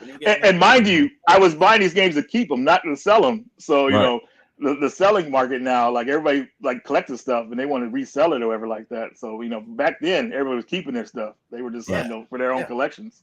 I wasn't buying doubles to sell because games are so cheap. Yeah. The only time I was buying a double was if it was a cool game to trade to my mate and he was going to trade me something for it. Yeah. That was it, you know. Wow. I couldn't imagine back then. I just started collecting like probably in 2014, and I got that bug. Like I always was kind of in the games, always attached to Nintendo. But I've told the story a couple of times. I remember being on Facebook, and it was right around the time I was about to close on my house, and I was like, I saw this picture, and it's probably, you know, cliche. Everybody kind of has it. The cube organizers, the consoles lined up. I was like, dude, I want to do that. You know, now that I have the space to do it, I want to do it. So it started with that, you know, wanting the arcade, and I was like, yeah, I want to do that. That's exactly how I'm gonna set my basement up. So from there, I actually, for whatever reason, I decided like, all right, I'm gonna document this or whatever. And I remember coming across Metal Jesus Rocks. That was the first channel I saw. So I was like kind of looking at that, and he was kind of like my, you know, the person that I looked at. Okay, I'm gonna kind of try to format it, you know, to see how he does it, and that's kind of where it started. And now it's like it's more focus based. Like I'm kind of just collect Nintendo, and then, you know, of course other consoles too that I, you know, games that I want, but I focus mainly on Nintendo now. So that was kind of the origin of that. And the cool thing about that story, Marcus, is today there'll be people out there looking at your game room going, that's what I want on the wall. I want all the NES game prints because that's so cool. And, you know, you're going to be inspiring a new generation of collectors. Yeah, yeah. I think it's always cool when we put together our game rooms, because it's like it's an extension of you. Everything you put in there is something that, you know, you thought of that you want in your game room. And even people that's not in the video games, they come and see it. And I mean, I don't think my game room's that great, but people always like, oh my God, like, you know, they're like blown away about it. But it's always awesome seeing other people's game rooms. And somebody in the chat, Gamer Aimer, I actually, you guys haven't been to her channel, check her out. Maybe she'll be a guest on the channel. Yes, she should. Gamer Aimer's collection is insane. That's the most impressive game room I've seen in person, like bar none. Like, like it's mind blowing, and the fact that like I've stayed in person, you know, because she lives pretty close. That was awesome. I love how your perspective changes once you get into the hobby and you meet other collectors and stuff. Oh like yeah. That. Oh yeah. Amazing. Like people people will come into the room and be like, wow, this is insane. And I'm like, this is a modest. I have a very small collection. Right. I remember the first time Jason. Trust me, I know people that make my collection look like dog shit. It looks like I'm a total noob. Yep. Like, trust me, these people have like prototypes of the actual PlayStation signed by the guy who invented. And it's like, oh my god! Like, it's Yeah, you some of see the all these stuff different people have. perspectives of Wow. what people collect, besides what Yeah. you collect. You know what I mean? Like I remember going to Jason's house and seeing all that PC and box stuff he had, man. Like, dude, you never see that anywhere. And Never. Right. how they packaged that stuff was amazing for them back in the day. Mhm. You know what I'm saying? Mhm. Yeah, I remember he came to my apartment and saw my collection when it was finally set up, because I don't know if you guys saw the game room tour. And like he was like, "Wow, dude, this is insane." Because I had everything displayed. I remember when I did that game room tour. That video was a nightmare to do, but I got it done. That's why when everybody asked me to do another one, like, man, that video's good enough, man. Like, you guys are good to go. That was like 7 years ago too. But yeah, seeing other people's collections, man, is pretty mind blowing. You know, you see stuff that you never even knew about, and then they give you a little history about it, and you know, it's cool. It's Yeah. special when a collector comes to your collection for the first time too, because Oh, your yeah. friends will come around and they'll be like, "Oh, this is cool. What do you want to do next?" But a collector will come around and look at every single game. and Oh show- yeah. Yep. Oh, you And- got this? Oh, and- wow. And yeah, it's Oh. cool. feeling. How good does it feel when someone actually notices you have like a weird variant or something too? Like, you know what I mean? Like, I try to explain this. You know, I go to my girlfriend, like, look what I got. She's like, oh, that's nice. And fucking nobody cares. So it's nice when Exactly. people are actually like, wow, you have that, you know, incredibly rare Game Boy Advance camera, that incredibly rare whatever it is. Like, you have that thing. People actually can recognize it. It's exciting too. And it is exciting because if you're really into the hobby too, like, you know, if you see something you've never seen and you rarely see, that is exciting. Yeah, You're like, oh my God, you actually have this. Wow. I've never seen one in person or something. Yep. Like, that's like, it's cool. Yeah, you know, I remember when I showed the test system PS2 system years ago. Like, people were blown away with that and everything like that. That was a game changer for me in the video games, because being able to play PS2 games region free opened me up to a lot of games I didn't even know about. You know, I found out about survival horror games that were only in Europe or Japan. I got to play the those on that Japanese system. shmups. Oh, Those I'm shmups, jealous. dude. Oh yes. Dude, Wish I bought know, those back in the day. That was one on my radar. Now forget it, dude. Holy crap. Yeah, man. But see those other collections and everything like that is just really mind blowing. And forgot where I was going with the test PS2 system thing, but I was just kind of just Seeing guess I was unique just- stuff. Like, yeah, just yeah, blows just seeing people's unique mind. stuff. And then I eventually got a test system PS3, which is crazy. Oh God, I didn't even like turning that thing on because I was scared it might yellow light or something like that. That's what I'm saying. If I had it, I would be so deathly afraid to actually use Well, it. those are made better than the retail models, thankfully. But still, I need to go in and change that thermal paste just in case. They're backward. They're region 3, backwards compatible. Like, it's so cool in theory, but I'd be too scared to use it. Yeah, and what's crazy about those systems, fixes, They you have can more force RAM, you can too. force games to 1080p, like older games. Like that's it what it will is. force them. Wow. It will try to force them. Like it's insane what it could do. But They had more like, power than a regular PS3. I'm pretty sure they have like more RAM or something like that. well, they We had a don't- guest on who talked about it. I'm pretty sure. Oh, really? 1,000 years ago. I Yeah. don't think they play Blu-rays or DVDs, but it just sticks to the games. I can't remember. I gotta look at it again. Well, they're made for developers, so it makes sense Right. to not include Okay, features no, but- that sell, you know. Right. I want to share a little story. You better not before be putting Miles on a PS3 watching Blu-rays like that. You better put that in Oh my something else. God, man. Goddamn. playing Sorry. Secret. Before Burn it I out finished playing. a Australian PS3 set, there was one guy in the country who had a full Australian PS3 set, and that was it. And I had the pleasure of going down and meeting him and seeing his collection, and then actually seeing a full Australian PS3 set when I was collecting one myself was such a mind-blowing experience, because I was like 50 games away, but it was all the hardest versions to get, and they were all there, and it was just, you know, I've had a full set now, and you know, but that moment of seeing his collection for the first time was just so special. Right on, man. You know, here's a funny question. You know, ever since like collecting has become a thing, you know, what would you say if a friend asked you to borrow a game? Were you kind of selective about it? Like, hey, can I borrow this game out of your collection?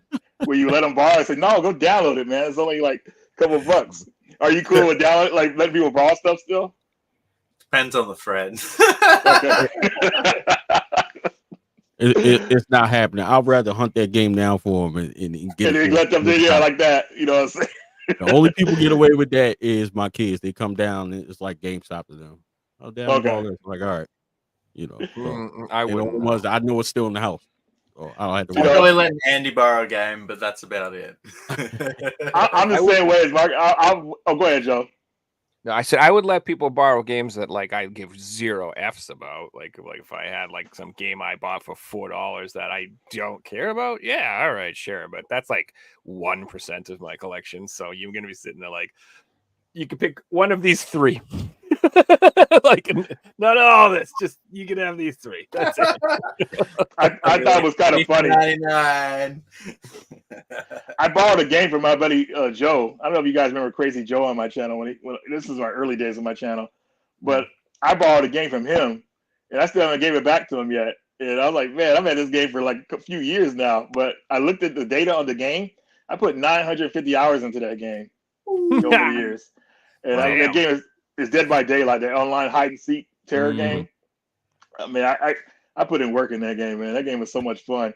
I like it's like a bread and butter type game. You go to it here and there for a couple, like maybe a few minutes or maybe an hour, and then go back to work or whatever like that. It's that type of game you get in and get out of pretty much. But I just thought about it, and I was like looking at the game, saying, "Man, this is not even my copy. I got to give this back to Joe." Hey, funny you tell that story, Reggie. I got a friend of mine who comes around all the time. We play games, and he's not into like mainstream, or he's not into collecting or anything. He'll play Call of Duty and sport games. And anyway, I lent him a cricket game once, and he had it for ages, and I kept hassling him about it. And he's like, "Oh, I'm still kind of playing it." And I'm like, "Oh, all right." Anyway, it was like a year and a half later, he brought it back. He sold his PlayStation, and I was checking out, like when he sold it, I'm like, "Oh, let's check out your account," and I helped him with things. I mean, I looked at the game time for this game that I lent him. It was like 400 hours. Wow. I felt so bad in asking for it back when he's like dedicating all this time into that game. Just buy the game. I'm pretty sure you can get a copy of Dead by Daylight for like $9.99. I mean, there's something special about a game that has that many hours onto it, and the disc is still in great condition, and it's been gamed. Yeah, definitely. It's been well loved. Yeah, I like that about it. Yeah, man. I mean, I think I'm up to like 4,800 hours in Binding of Isaac, I think now. Oh my god. Grind for 5,000's on. Yeah, it's absolutely insane, dude. Still haven't finished unlocking everything in the new expansion yet either. I took a break. I was getting like the gamer rage, which I haven't gotten in a while, but like the actual gamer rage, I'm like sitting there like my girlfriend was like, "You want dinner?" I'm like, "No." Are you having fun? I'm having fun. Like it was just like that game. It literally trolls you. Like it's a mean game. Like it has bombs that cut with like troll faces on it called troll bombs that blow you up and kill you. Like the game it's a dick game. And so like there's been so many times where like I've lost runs for the stupidest reasons, and it's just infuriating. It's just I don't know how to describe it. So I took a break from that one. Yeah. You guys hear about the PSVR2 news today? I did. Yeah, I think Wario64 on Twitter posted about it. But there was I thought by Sony saying that they are officially testing PSVR2 on PC now. And they hope that integration should be working this year in 2024, so that people will be able to take their PSVRs and use them on PC and play PC games with it, which is really good news, to be honest with you. It should have been like that from the very beginning. But I'm super happy they're doing that, because there's a ton of I'd like to play Half-Life Alyx, and I don't really want to buy another $1,000 VR headset. But I was honestly going to be doing that anyway, because I've talked to you before. Like I'm really obsessed with Beat Saber, and great game. I love it too. But I'm at the point now where I'm like, the PS5 version, there's not enough songs. Like there's the song packs, but I'm not really in love with the song packs because it's all licensed music for most of it. It's like a pain in the ass to stream it. So I don't know. Yeah. I kind of just want to get the PC version, because it just has a million different songs, and that's what I want to do. So if it'll work with that, then that'll save me some money. Turner's asked, how many broken PSVR2s do you own? I've returned 4 of them. I'm on my 5th. So wild to me. It feels like it's such a brand new product still. Like, Mental, man. So I don't know what exactly was going on, but there was I have two PS5s, and on my original PS5, I was getting this software error over and over again. And every time I would get that error, if I was wearing my headset, it would nuke my headset and just kill it. Wow. And it would make it so my headset wouldn't turn on right anymore. It would just power cycle over and over. So you turn it on, it would just try to boot up, shut off, boot up, shut off, boot up, shut off, over and over and over again. So it's like nothing I can do to fix it. It's like a software thing. I didn't drop it. I didn't kick it. I wasn't breaking it. And so I just kept sending it back to Sony, and they send me another one. Same thing would happen. Send me another one. Same thing would happen. So that happened like, I don't know, 4 or 5 times or whatever. And so finally I just was like, I'm just going to try it on my other PlayStation 5. And I've had 0 problems. Never had that error. Never had that problem. Works fine. So I don't know. So all you got to do is have like 2 or 3 PS5s and you should be good, guys. Well, this announcement seems like the best news for PSVR2 since it got announced at this point. Because it's been a bit of a shit show. Like, someone who supports the product has had a terrible experience with it, and that's the only experience I'm aware of. Like, I don't know anyone else using the PSVR2. Like, I got a lot of friends who bought the PSVR, but unless you are seriously into a certain game, like, who's buying the PSVR2? So yeah, PC support sounds like it could bring a second life to the PSVR2. So I wouldn't want to scare people off from getting it if you're interested, because I do hang out in like a lot of PSVR groups and communities, and I'm in the minority who has that problem. It's not like this widespread issue that tons of people are having, but it is an issue because if you go on Reddit, I'm not the only person who's had it. I've done research trying to figure it out, and there's definitely people having the issue. So, you know, I would put you in the category of playing it a lot. Like you play Beat Saber every day, so. Mm-hmm. Yeah. Correct. Now, many people who would use the VR would use it, a couple of hours a week, like as more of a novelty. I feel like most people get it, play one game, and then never play it again. And that's because Sony doesn't release enough experiences for it to push the product. There's just really not a lot of like reasons to get it. So like they'll throw like a VR mode in for Resident Evil. That's cool, but we need more of those experiences specifically designed for it to sell the system, like the Horizon game. And then they did announce that new Metro game that's coming out, which I don't even know if that's exclusive or not, but that's what we need. And we need Half-Life Alyx. We need games that are like made for VR that make people want to buy VR. Like that, you got to. We need Half-Life 3, Joe. Come on. Yeah, right. That would sell systems. Like, seriously, Half-Life 3, PSVR 2 only. People are going out day one buying that. Yeah. Oh, of course. Well, yes. I mean, that Half-Life 3 would do it. But I mean, I'm like, I would be happy with like just very popular franchises that with a dedicated VR experience. Like, why not a God of War game that's just VR? You know what I mean? Why not imagine if they came out with a Killzone VR game? An Uncharted or something. Yeah. What I really want them to do is I keep hearing that Twisted Metal is getting a reboot this year. And I've said this before. I would really, really, really love it if they had a VR mode for that game. That would be flipping cool, dude. Like, imagine if you could play Twisted Metal in the cockpit of the car with a steering wheel. That would be awesome. Like, yeah, that would be. Oh man, that'd be pretty surreal. Hell yeah, dude! You're in Sweet Tooth's truck, hitting the button, making hitting the thing. Like, come on, bitch! Like, dude, I would lose it. Oh, yeah, that'd be so fun. The series really gave that game a bump, so hopefully we'll see something soon because that's one of Sony's first franchises, right? Yep. Yeah. It's good to see Sony reviving some old IPs because they own so many good franchises that are just dead in the water right now. Haven't seen releases for 10, 15 years, and why Sony own them? Remember Ape Escape? Killzone, Resistance. Like we could name 50 amazing series at this point. Yeah. Well, Sony never really even had a mascot that stayed with them long. Like they're the company that flipped mascots so many times. Remember, like Crash was their mascot for so many years. Those commercials. Then I don't know who it was after that, man. It was just like a bunch of different people. Where Sega's always been Sonic, Nintendo obviously Mario and Link, but Sony's always like, I'll say Sackboy and Drake from Uncharted. You know, now it's like Kratos and Doesn't Yeah. really work as a mascot, you know. All right. You gotta have like a cute mascot or something like that to represent the company.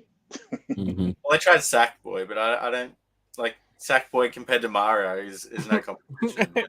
Yeah. What do you have? We have a sack of potatoes that runs around. That's great. I don't know, it doesn't sound that great. Do we have a quiz this week, Figs? We do have a quiz. Do we? Uh-oh. I'm ready. How is for all of us? For how many It's people? yeah, maybe just 2.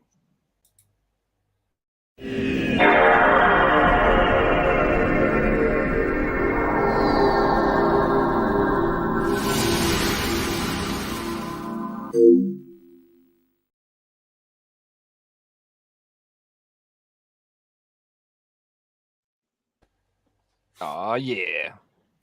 All right, so before we get into the quiz, I do have a question for the chat as well. The chat here is your question for the week. You've got 3 photos, and you have to name the video game from the photos. First person to get it will get a point. And then our quiz this week, guys, is again going to be a new format. I got to do a bit of work researching your answers, but it should be a lot of fun. Is this a quiz for 3 people? It's a quiz for as many people as possible. So Oh, wow. Okay. So the way it's going to be is we are going to start in 2023. We're going to go all the way back to 2013. And we're going to go around in a circle. And each year, you guys have to tell me a video game that was released in that year. Okay. And then I confirm it. And you have to be the right year. If you get the right year, you get a point. There's no strikes. So let's start with Reggie in 2023. All right. I'm just coming up with any video game that was released. Man, I feel like the timer's like on me right now, but I got to think of something. It could be any game. Okay. 2023 saw the release of a really cool game called Teenage Mutant Ninja Turtles Shredder's Revenge Dimension X. Yep, that came out last year. All right, I had to make sure that counted. It did get a physical release. So the older ones, but if I know them off the top of my head, I'll just give you the point. All right, Joe, you're up second. I need a video game that was released in 2023. Hogwarts Legacy. That's correct. Oh, good one. All right, Marcus. A video game released in 2023. Super Mario Brothers Wonder. That's another one. All right, Reggie. 2022. Man, why am I? This is gonna be hard. I'm not good at this, bro. I could tell you what year it is right now. I should know this though. That's the thing. I feel bad, but I got time to think. So, 2022 saw the release of. Jesus. I'm gonna start googling your answers too. You gonna start what? I'm gonna start googling all the answers to make sure. Okay. We just have to think about it on top of our head. I will give you a reasonable amount of time, but not too long. So another 15 seconds or so. Jesus Christ! I'm totally like nervous right now because Do I'm you trying hook to the really think. electrodes up to shock people if they would take too long? See, that would get the answers out pretty fast. I am going to say Teenage Mutant. No, jeez. Oh man, Resident Evil Village Gold Edition. Oh, are we taking DLC? Because they released it as a physical. That's why I brought it up. So that's what's hard for me. It's like I know when the physical came out, but the game could come out like 6 months before that. I don't even know. I'll give you a point. 2022. Okay. Joe, you're up. I think Elden Ring came out in 22. Let's check. Yeah. Elden Ring's initial release date was 2022. Joe takes a point. Nice. And Marcus. Nice. Pokemon Scarlet and Violet. Yep, Scarlet and Violet 2022. Look at you guys answering so fast, man. You put me on the spot. All right, ready Well, to we have the whole time to think while you're thinking. That's why. And we don't have the pressure on us the whole time.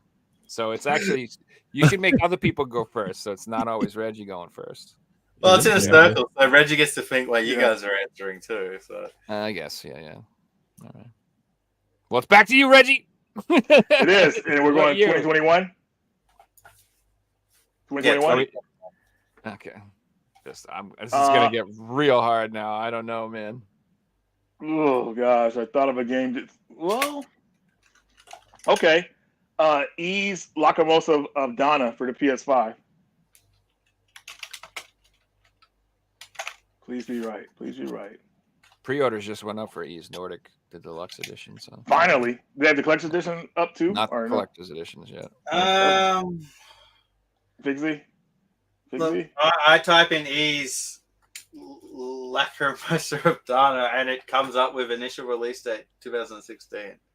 No, Well, yeah, because it came but- out on the Vita and the PS4, but But the PS5 had its own version of it, and that had a release date. You could probably find it on GameFAQs. Yeah, If I'm yeah, right. yeah. I know the version. Oh, okay. I'm just wondering if I give the point or not. Oh, gotcha, because it was an older release. Yeah, we'll pay that. We'll pay that. Dude, I'm barely doing this by the skin of my teeth. You also had the gold edition DLC too. These guys are named release titles. All right, Joe. It Takes Two. Ah, that's a good game.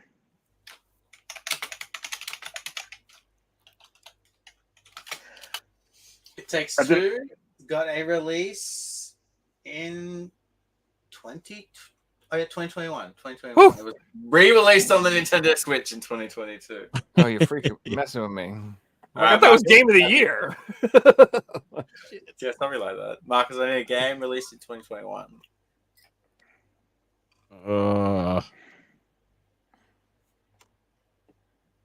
Forza Horizon. Which Forza Horizon? It was only just that one. I think it was just that one that was called Horizon, right?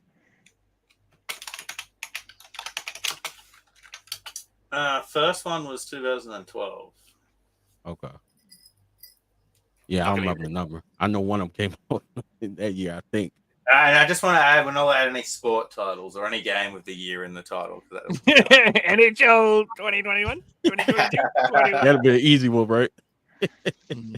All right, moving on to Reggie. Needed game released in 2020. A Way Out. Ooh. I'm on the cusp with that one, man. I'm not sure if that was. This is gonna be hard now. Year before. A Way Out was 2018.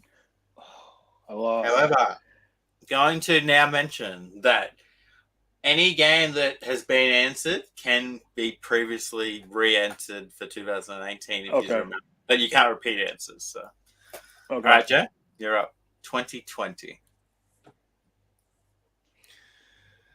What the hell came out? Did God of War come out in 2020? No, it's older than that, isn't it? Yeah. 2018. I actually know the year for that. Yeah, there you go. All right, Marcus, to catch up to the boys, I need a game released in 2020.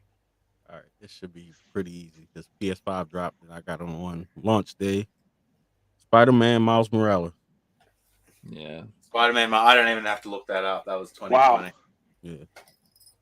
All right, scores are level. 3 apiece. We're under 2019. Reggie, you're up. The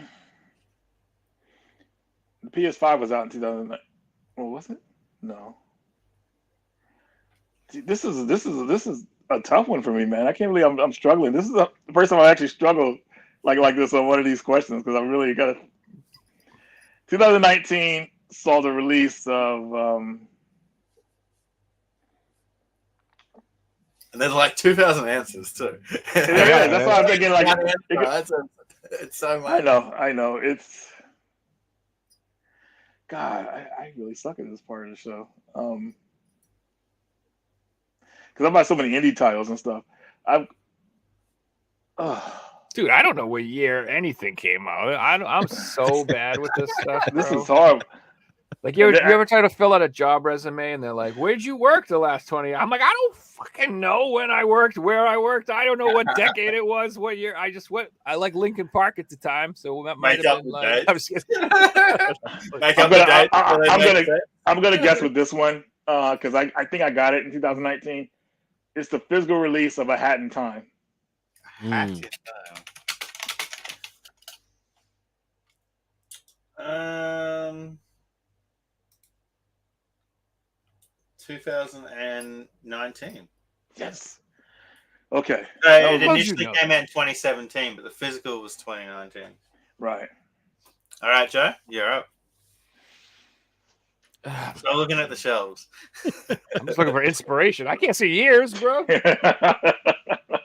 to think games in general, series, even like, damn, 2019. Let me think. That was how many years? I'm gonna say Black Ops 4. Ooh.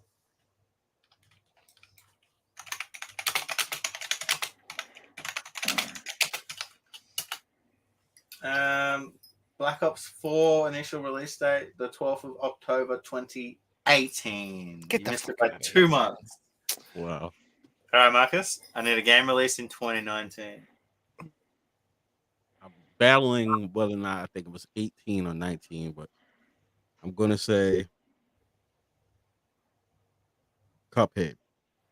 Ooh, that's a good one. ooh, good one.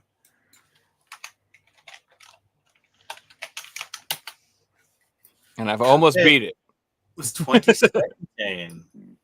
Yeah, I felt like that was like a funny time. Like I just Yes, I'm saying it's all getting fuzzy now. I Yeah. remember the last couple of years, all right, but All right, we're moving on to 2018. Reggie, you're up.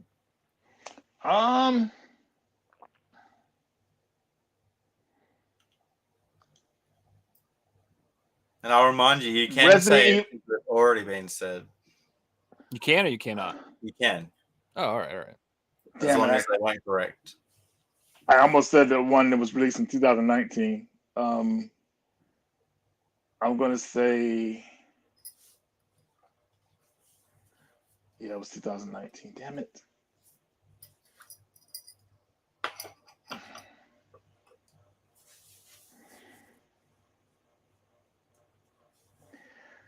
Okay. Give me 30 seconds. I'll think of something here. 30 seconds. Oh, is that too long? Okay. Oh, Pixie added the music too, man. Come on. Dude. Well, I'm gonna go ahead and say, because I could be I know I'm wrong about that one. I can't say that one. Well, maybe I'm right. Let's go with Resident Evil 2 remake. I was gonna say that for the last round. Okay. I wasn't sure though, but I wasn't sure. Yeah, it was between 18 and 19. I wasn't sure. That was 2019. Damn, I should have stuck with my gut on that one. The pressure, man.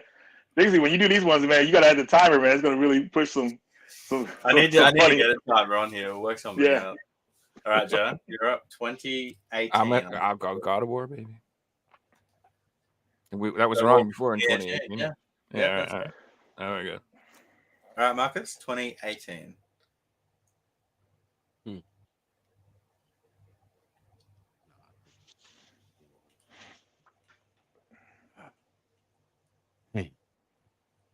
I remember it like it was yesterday. Yeah. It's 6 years ago. That's kind of wild. Mm-hmm. I'm gonna go with Rage 3, but I kind of feel like that was 2019. We'll go with Rage 3.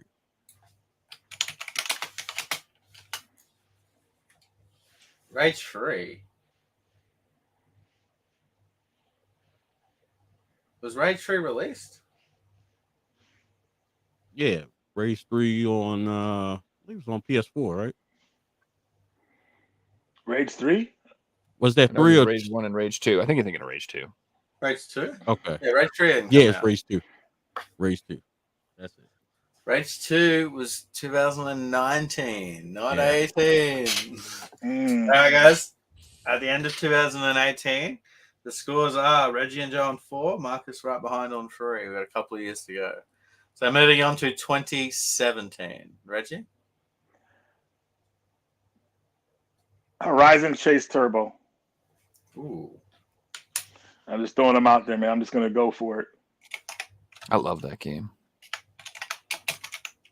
I got that from watching you guys. You recommended that. That's why I picked that, it up. game was awesome, dude. Yeah, 2018 when it dropped though, not 17. Oh my god, you're like 1 year off. The information's wrong. I'm right. Come on, no. I got an advanced copy, bitch. After a 2017 release. All right, I'm feeling good about this one. Breath of the Wild. Damn it, you stole by. Yeah, it was game of the year. It's the only ones I remember. Yeah, no, I don't even have to look that up. That's right. Yeah. All right, Marcus, you're up. We're up to 20. I go for the low hanging fruit. He stole mine. That was the lost title for the Switch. Super Bomberman R. Dang. Splatoon 2, I think, is a good one too. Right, maybe. Was 2017. Marcus takes a point. Let's go. Nice job. Oh, so we're all tied now, or? All right. Yeah, So right now, Joe has the lead on 5. Reggie and Marcus both on 4. Still anyone's game. Moving on to 2016. Reggie? Just a reminder, we're going to go to 2013 unless there's a draw. Okay. Man. I'm screwed now, so don't you worry. I'm boned like this point. I don't know nothing. Did you said Zelda for 2017, right? Yeah. Joe? Yeah, Breath of the Wild. I almost chose something that was released at the same time. Okay.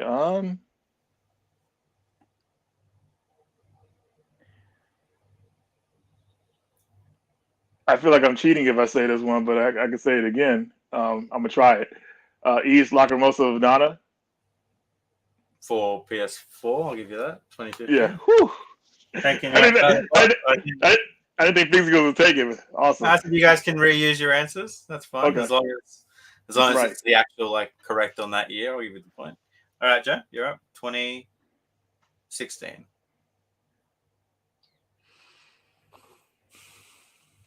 Black Ops 3.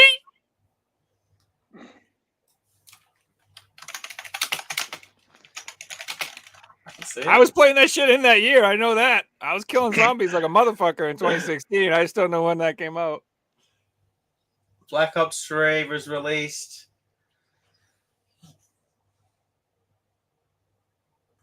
48 days before 2016. I'm sorry. What's this? What are you? Right there. I mean, that's why you were playing it in 2016 because I it know. got released Christmas time, you know. I'm proud of myself for remembering what the heck I was playing in 2016 at all, right? Mhm. Like I'm definitely. like, all right, I think my roommate moved in. I remember when we got that PlayStation. I remember we mad zombies. I remember we used to drink tequila and he would smoke in the kitchen. All right, Marcus, you're up. 2016. I'm after a release title. I'm gonna go with Tomb Raider, which I believe was the most latest one. They just called it Tomb Raider. It wasn't like a number. And that was on Xbox One, right? PS4 and Xbox One, yeah.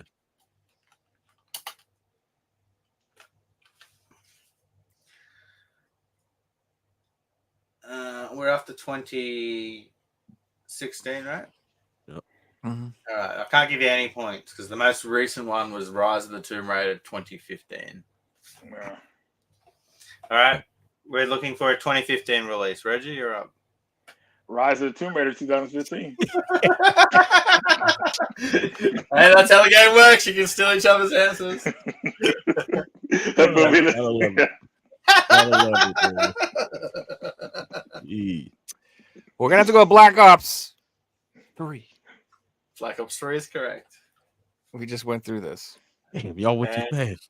Marcus, I need a 2015 release. Jeez. That isn't Rise of the Tomb Raider or Black Ops 3. Oh my god. Gotta think back. PS4 days. And the PS4 has been around for a minute. Yes. Yeah, That's what 2014. I know, and that's why like when they were like the PS5 is entering its halfway through its life, I'm like, what? Yeah. I feel like the PS4 is like still kicking. Like I'll never die. It is It's kicking. fighting. Yeah, but man, I'm gonna go with PS4 is, dude. which one was that? Is that Infamous Second Son? That's a good one. Oh, I think it's either going to be 2014 or 15. What year are we on right now? 16? 15. 15. Infamous Second Son was the 21st of March, 2014. Ah, Austin, now you're giving Reggie another answer. Stop it. yeah, I know, right? Reggie had the disadvantage at the start, and now he's got the advantage. All right, Reggie, I want a 2014 title. You should just say they're wrong and not tell us what the year is, you goof. I'm gonna say Persona 4 Ultimax for the PS3. Persona 4 Arena Ultimax. But the notes are written by Pavel to include them so people could steal answers. All right, Okay. all right. Persona 4 Arena Ultimax was 2013. Damn. Incorrect. Joe? 2014. Bloodborne. Ooh. I think this is 2015. Yeah, I think so too. It was. Marcus? 2014. I could take my answer You back, can right? take it. Yep. Infamous Second Son. Infamous Second Son is right. There was a 3 point on the board, guys, and no one took it. All Take it. It's all right. right. Moving on to our final year. Scores are pretty close. Reggie, I need a release from 2013. Persona 4 Ultimax. Correct. Go? 2013. Skyrim. Ooh. I know that's incorrect. It was 2011. Go to hell. I'm sorry, but I was playing that. I meant Crisis 3. Oh, I forgot about that game. Wow.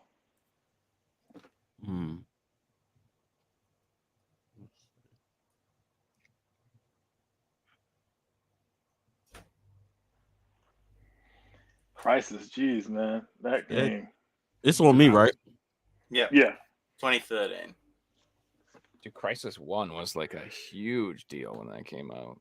That was like the game that your computer couldn't run. Like that was the joke. Dude, Like, can it run exactly. Crisis? That was like the joke. And then freaking when it came out, the sequels came out, they were kind of like nerfs compared to the first one because they were like more console. Yeah. Was that? Let's go. Black Ops 2. Ooh. Like I'm off.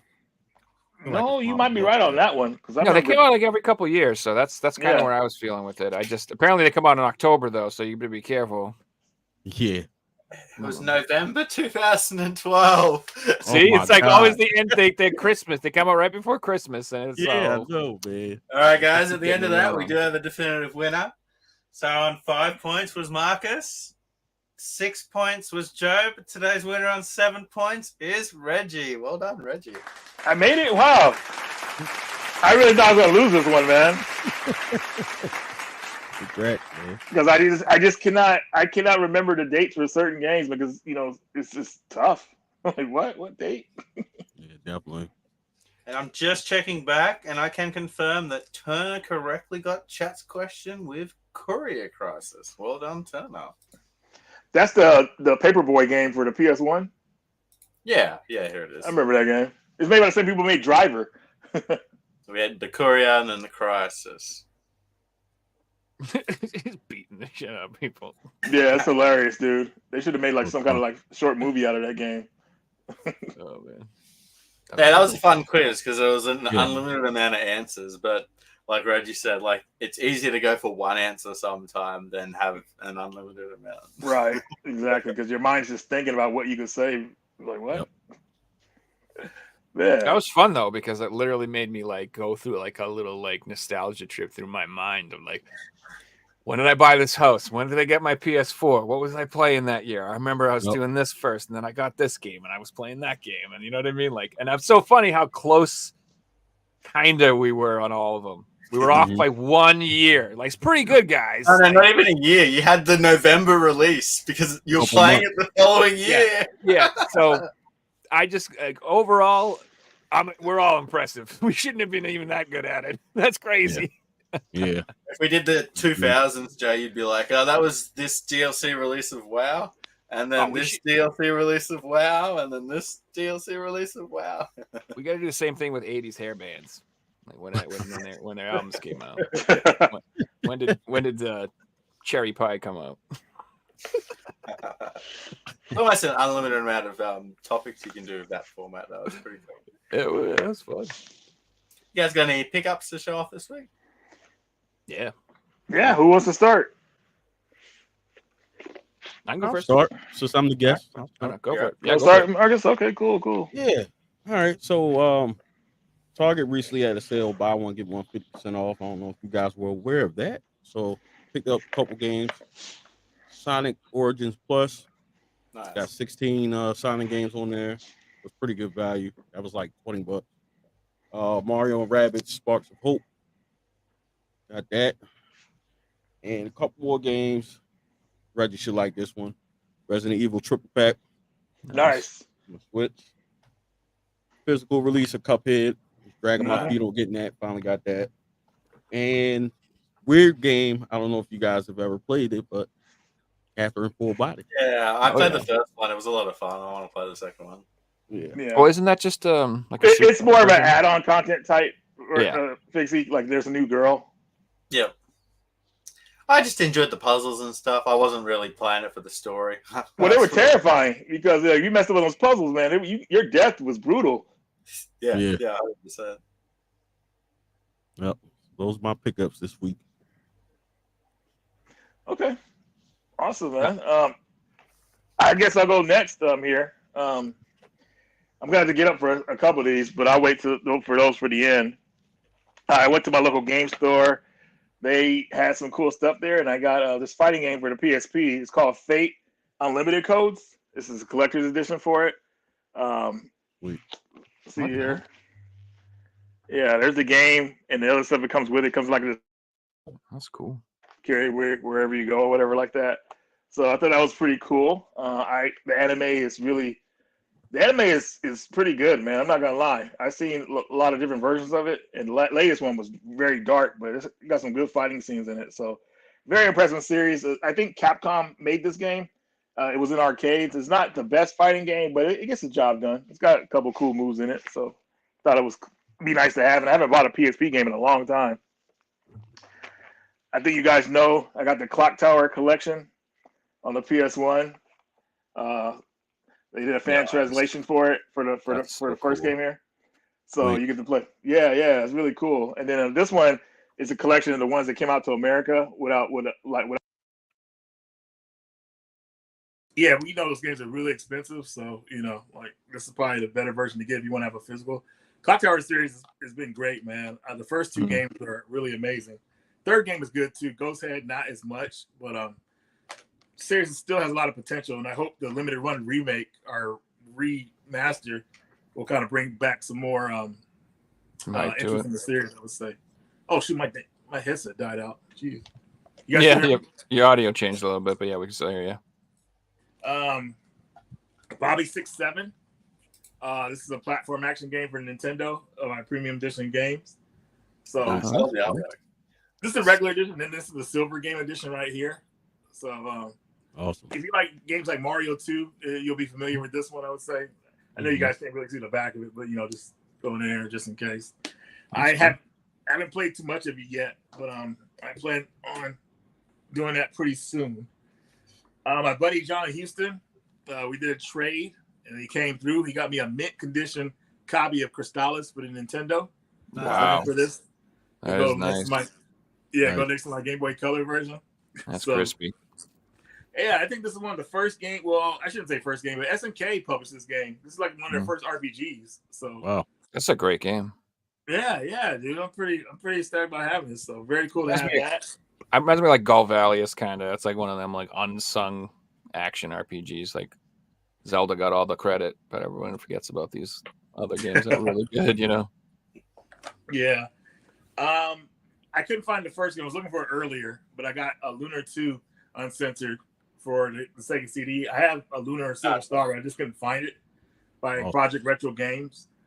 This version of the game doesn't have the edits that cut out certain cinematics, and the game is not made more difficult like it was in America.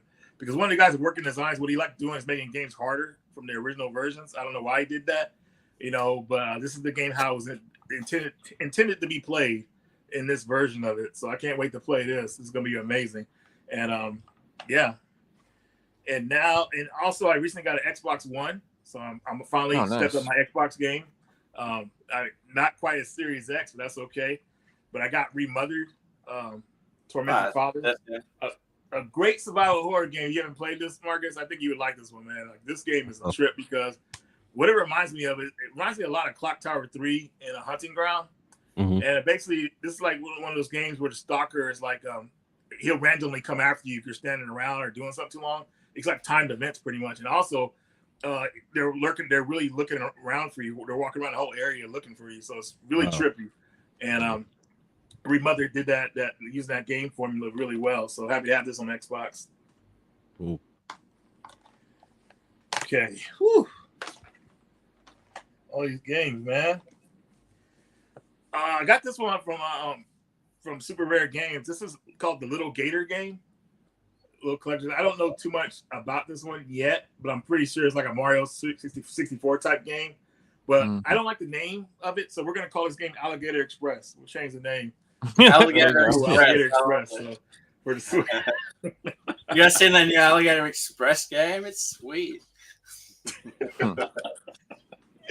All right, so a couple more here. We got Raja. I think I pronounced it right. This is another game from Premium Edition Games, and this collector's edition. I'm trying to get it out of here. Well, they do pretty cool editions, man. Premium Edition, one of the better low print companies for sure. So here's a close-up look of the cover here. You got the Super Nintendo type. Oh, sorry. Cover and everything like that. In the back of it. Somebody was telling me it plays like a God of War type. So that's cool. Looking forward to that. Let's see. And the game I'm playing currently right now, we talked about it earlier. I got Grand Blue Fantasy Relink for the PS5. Yeah, I got it. I really want that game. Yeah, dude, it's fun. Dude, so a funny story about it. We were playing it, and you can play online with your friends and level up. But That's cool. You usually, from what I've seen, you can only level up with people on your level, but somehow there's a glitch, and I got the level with people who are like at a level 100.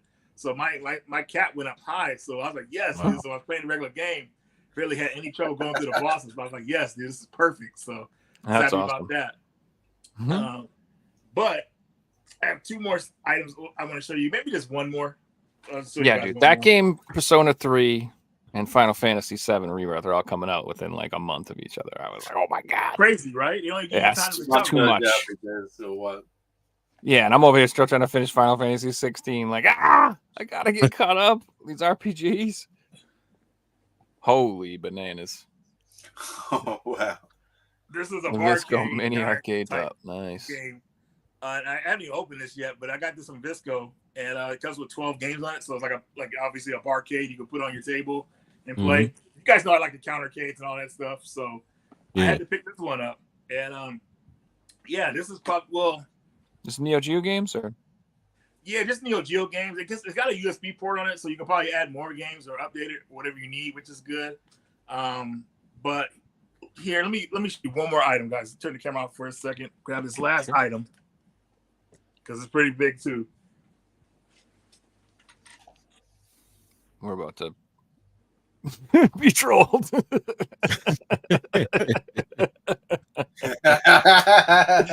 Oh, so it's like a turd in this toilet. Look at this thing. Oh my god. Turn the camera off. Okay. Oof. Sorry. This last item here. I got this. I had one already, but my buddy Will had an extra one, and this one's modded. Oh, nice. Yeah, you guys can barely see it, but this is the Marvel countercade, which I think Marcus, we talked about these before. Yep. This one's modded, and it's got some new buttons on it and everything, new stick and everything like that. And I can play the arcade games, other arcade games if I want. It's a soft mod, So as soon as you take the USB drive out of it, it'll go back to its regular form. But Yep. that was pretty cool. But this one's really cool because, as you can see, it's not, oops, a little loud there. I know I got to turn off the sound. All right, so But anyways, it's modded on the back. So that's a battery pack. So you can take it anywhere you need to go. oh, that's cool, dude. Wow. Yeah, truly Neat. portable. Yeah. But yeah, That's those sweet. are my items. Nice, man. Sweet. Dude, I'd be happy with the unmodded one. I love Marvel superheroes. The game's so good. It really is, man. Using those I have advantage some more gems. PS1 games to show you guys from my collection. So we're going through. We finished with the Disney games last week, and we're going to move on to the next series, which is Driver. Now, this is pretty iconic because this is a game that most people didn't finish the tutorial on. It's like unanimously known as having the hardest tutorial in gaming. Yeah, But for real. it's actually dude. a really good game. So if you do get through the tutorial, it's a pretty good game. And then we also got the sequel, Driver 2.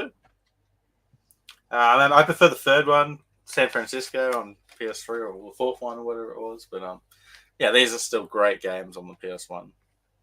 Sweet. Here we have Ducati Racing. Ducati's just a brand of motorbike, and you find brands bought out their own games back in the day. Like there's a Suzuki game on PS2. So it's just a thing that they did. I guess it was trying to drive sales. Here we have the Dukes of Hazzard. Awesome. Racing. Those good games.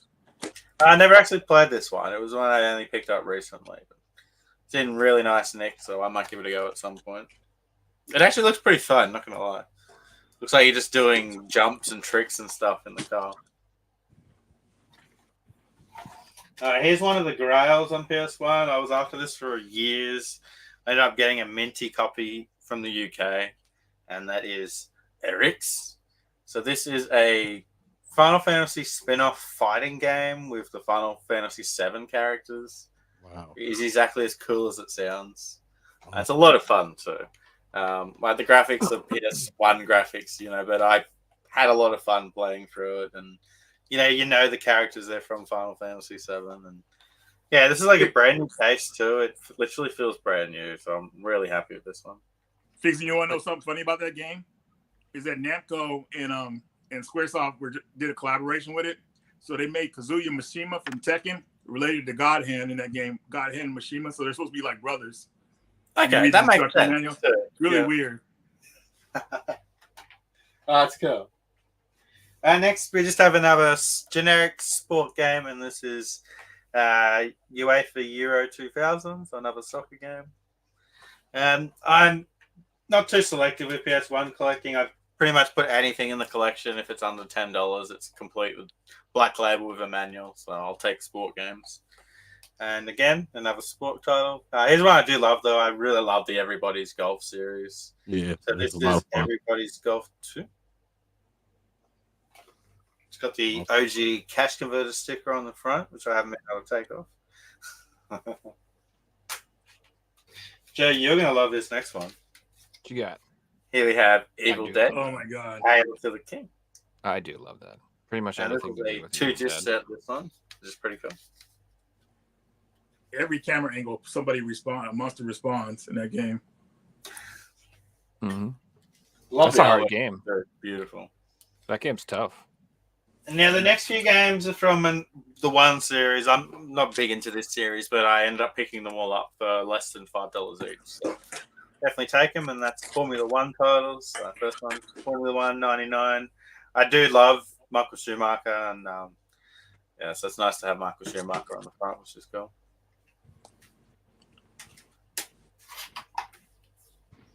Formula GP. I'll just go through these ones quickly. Formula One. I'm pretty sure we got one every single year. This one is an older one because it has the full artwork. Sony went away from doing that in the PAL region after, I think, the second year. So it's cool seeing all the front displayed with artwork. I love it. And then this is what they turned into with the PlayStation black strip down the bottom. So we've got F1 Racing. And finally, Formula 1 97. And it's got the price I paid on the back, $5. Awesome. That's about the price I want to pay for those games. But it's nice to have complete PS1 games. They don't take up much room. You can fit like 1,000 on the same shelf that'll fit, 500 PS2 games. So it's pretty cool. Very cool. Yeah, I love collecting PS1 still. That's still Joe my taking favorite us thing. home. All right. Take me home. So I actually have a little song for it prepared for you. No, I'm just kidding. So this one on clearance on Best Buy like sold out in like fucking 10 minutes. It was crazy. But I've been wanting this game forever, but I just never wanted to pay full price for it. But I finally picked up the Bramble, the Mountain Dude, I need to King. pick that one up too. I've been eyeballing it for like forever, dude. I'm just like waiting for a price drop. And so I finally went on clearance on Best Buy for like $21, but it sold out like literally like as soon as I bought it. Like I went and looked, it was gone. I was like, holy shit. So I'm lucky I even got it. But yeah, it's Bramble. It's on sale for PS5 if you want a PS5 copy on Amazon right now for $24.99, I think. $14 would be the sweet spot. But yeah, no. That'd be amazing. I'm happy to have it, but like I had to get that PS4 version. So, but yeah, it's a pretty cool looking game. It's like I don't know, it's like an adventure game, but like Limbo, yeah, but like in 3D. Yeah, plays like those. Yeah, it looks wicked creepy, which is what I'm all about. Like I like that weird creepy artwork. So yeah, Bramble Mountain King. Yeah, dude, I'm pretty excited about it. This one, I had to pick it up, but I was waiting for a sales drop. I had to get it, Reggie. I had to do it. Slapping beans, baby. I had to get it, man. I saw that. So I have the first one. The first one got released by Strictly Limited Games, and if you have that version, it's like really expensive. But it also got like a regular retail release in Germany. So I just picked up that, and that version is actually really nice. It's like comes with a manual in and everything. It feels really heavy. So yeah, Slappin' Beans 1. If you want to get it, you can get the regular retail release. But yeah, this came out in the United States. Slappin' Beans 1 didn't come out in the United States, but this one did. So I picked this one up too. It's like a 2D beat 'em up, like a Final Fight, Shredder's Revenge, that type of game. Mm-hmm. It's like a 90s bad movie video game cover that Joe just has to have. Like it just it would fit into our intro video, right? Pretty much. I mean, it's called Slappin' Beans. That in itself is worth owning, and the fact that there's 2 of them, like of all the games that you didn't think you would get a sequel, I didn't think Slappin' Beans would be getting a sequel. You know what I'm saying? Like I just didn't, but here we are. So. Had to we got Goat Simulator 3, but it's actually a good game. It's a good game. It's not just like it's not just funny. Like it's actually a good game. So, this is another one I've been eyeballing for a while, but it didn't really go on a price drop. But I just wanted to get it before it went down a little bit. I got it for like $30. This is Ad Infinitum. This is a horror game on PS5. I don't think it got released anywhere else. I think it's the only place it got a physical. It might be on Xbox, but I don't think so. I'm pretty sure it's the only version I've seen, but I could be wrong. But it looks really cool. It's like it takes place in like the trenches, and I think it's World War One. I don't think it's World War II. I think it's World War One. And like you're like running through all these trenches, and there's like huge monsters chasing you. And it looks creepy as hell. I'm trying to pick up all the horror games on PS5. And there's like 3 or 4 right now that I actually need to pick up, and this is one of them. So I grabbed this one. Pretty cool. Awesome. Nice. Yes. All right. So this one, I want to tell a story. So that company, that Nightfall game, and Joe's Diner and Pioneer Drive. All right. So those are all released by this company, that UIG Entertainment. And like in general, they're just they do low prints. They're kind of like Atlas. They're kind of like Sedesco. Like they're very low prints. Their games are kind of hard to find. So they came out with this series. It's called the Dark Eye series. So this is the first game. It's called Realms of Arcania: Blade of Destiny. And this is just a regular US release. It's really not that hard to find. It's pretty cheap if you want to pick it up. And what these are like 90s PC RPGs that got ported to the PlayStation.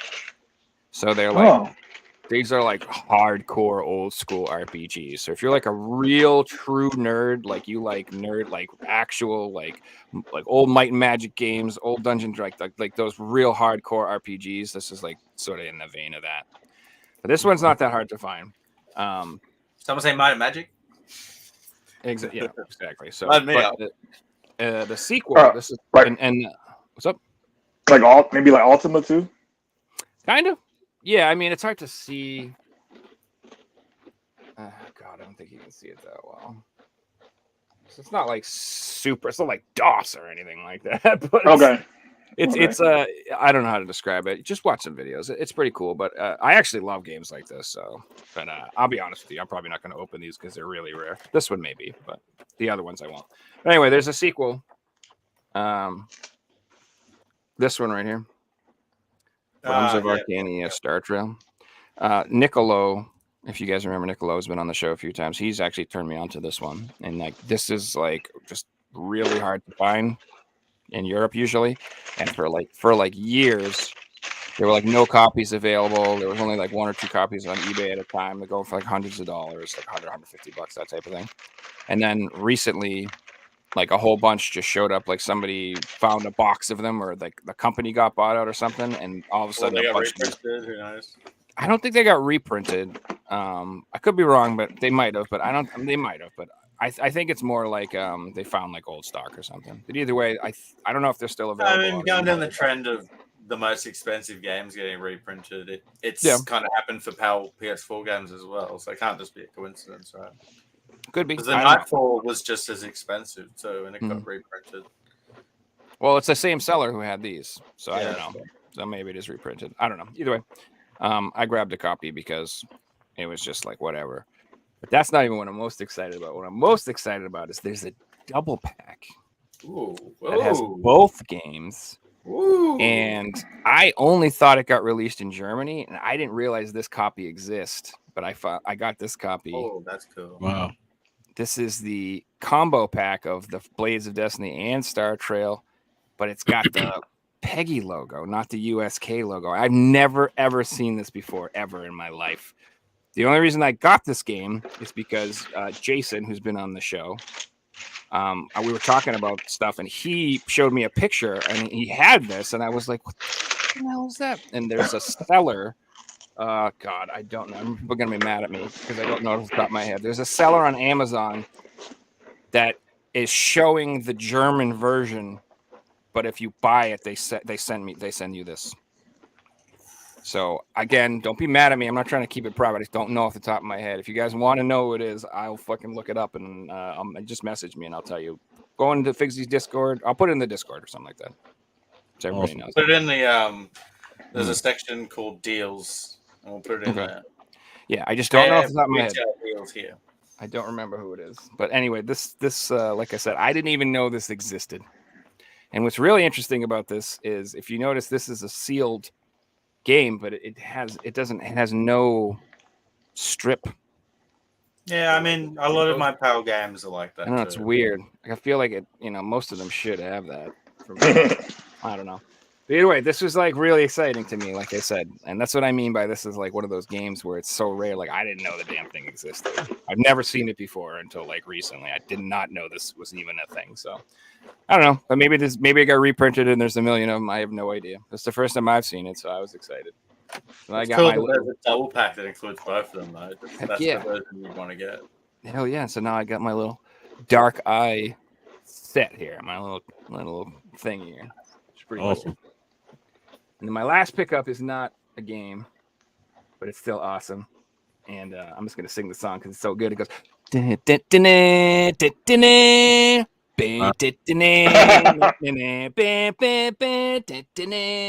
to pick this up, dude. So you know me. I've been fine, man.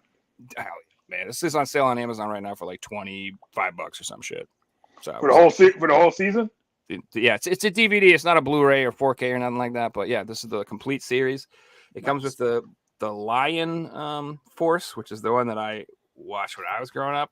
But it says it also has one called the Vehicle Force, which I'm assuming is another show, which I'm not even sure if I've ever seen that. So it's kind of funny. I'm waiting for I don't know if it's already out, but the new series they had for it was really good. I want to I've get heard that it on was really Blu-ray. Dude, Yeah. you haven't seen it, bro? No, I haven't. I heard it's Oh my fantastic. god, you would get hooked, man. It's so good. Well, I It love expands the Voltron. story. Yeah, Awesome. So like, right on. some people love the Power Rangers, some people love the Ninja Turtles the most. For me, it was Voltron, dude. That was like my favorite show growing up. Second favorite was He-Man for sure. But that's because I was like 4 when He-Man came out. Like I watch He-Man now, and I'm like, oh my god, this is not good. I can't watch it. It's not. He-Man did not hold up the same way Voltron Yeah, does. you better watch the movie instead of the show. Yeah, dude, I actually love the movie with Dolph Yeah. Lundgren, dude. I freaking love that. I mean, Gwildor and the key and everything. I think that's a fantastic movie.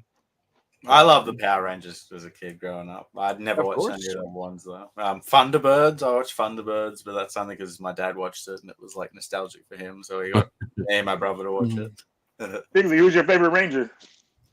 Probably the red one. Red Ranger? I'm all about the Green Ranger. I like Green Tommy. Ranger all day. Green Ranger Yeah. all day, dude. He can summon Godzilla with the magic flute. It's Mhm. freaking amazing. Robotzilla. Dude. Man, that was so Amazing. good. Yeah. Not. I mean, if you watch it again, it's not so great. It's hard. So there's a lot of things that I love when I was a kid that nostalgia is what it is. Like you go back and revisit it, it doesn't quite hold up, but some things do. Like Voltron does. You know what I'm getting to? I can't wait. I just ordered the Blu-ray for the Batman animated series, the whole Batman one. Like that holds all of up. it together, dude. Wow. All of it in one, yeah. So the original was 4 seasons, right before it became Batman and Robin. Yeah, I'm not sure. I haven't gotten it yet, so I'm not sure. Yeah, that's amazing. You got it, man. I should pick that up myself too, man. Yeah, and I'm gonna get, and I'm getting Mask of the Phantasm on 4K. I'm gonna get So I don't know about you guys, but this whole like, I'm taking all the DVDs out of everything, and it's freaking me out, man. I am like feverishly trying to now. Yes, FOMO's hitting me real hard with certain things because I'm just like, dude, I don't want to be sitting here in 20 years like, I want to watch Voltron. I'm trying to find it and signing up for shit, and I don't want to deal with it. And it's not there, and it's all been edited. Like, we don't want Sven to die anymore. That was too traumatic for children, or whatever. Like, spoiler alert. Even though it's like older people watching it. Well, my biggest concern was that once they pull all the physical media, they're going to just start editing and changing everything, and you're not going to have a choice. Like, you aren't going to be able to watch the original versions of anything. They just won't let you. Even if it's not edited, the music mightn't be in there because, like, the licenses, or different things like that. Exactly. Or they have a dispute for 20 years about who owns it. Like, good stuff. Or companies doesn't want to be in there who was in the show, so all those scenes had to be removed. Joe, do you remember Mask of the Phantasm pretty well? I haven't seen it in probably 15 20 years, but bro, I loved it. I remember I loved it. Yeah, it was dark from the Batman show, man, because I was like, dude, man, there's some stuff in there that tripped me out as a kid. Batman gets jacked up in that thing. Overall, the characters, were dark, dude. My favorite was Clayman, dude. I loved Clayman for some reason. Oh, Clayface, yeah. Clayface, yeah. So every single episode he was in, I was like, yes, Clayface. Love this. Right so on. Good. But yeah, I've been trying to pick up a bunch of old stuff, and it's cool. A lot of old stuff's getting re-released, dude. Like The Crow just got a 4K steelbook announced. I'm pretty excited about it. It looks really nice.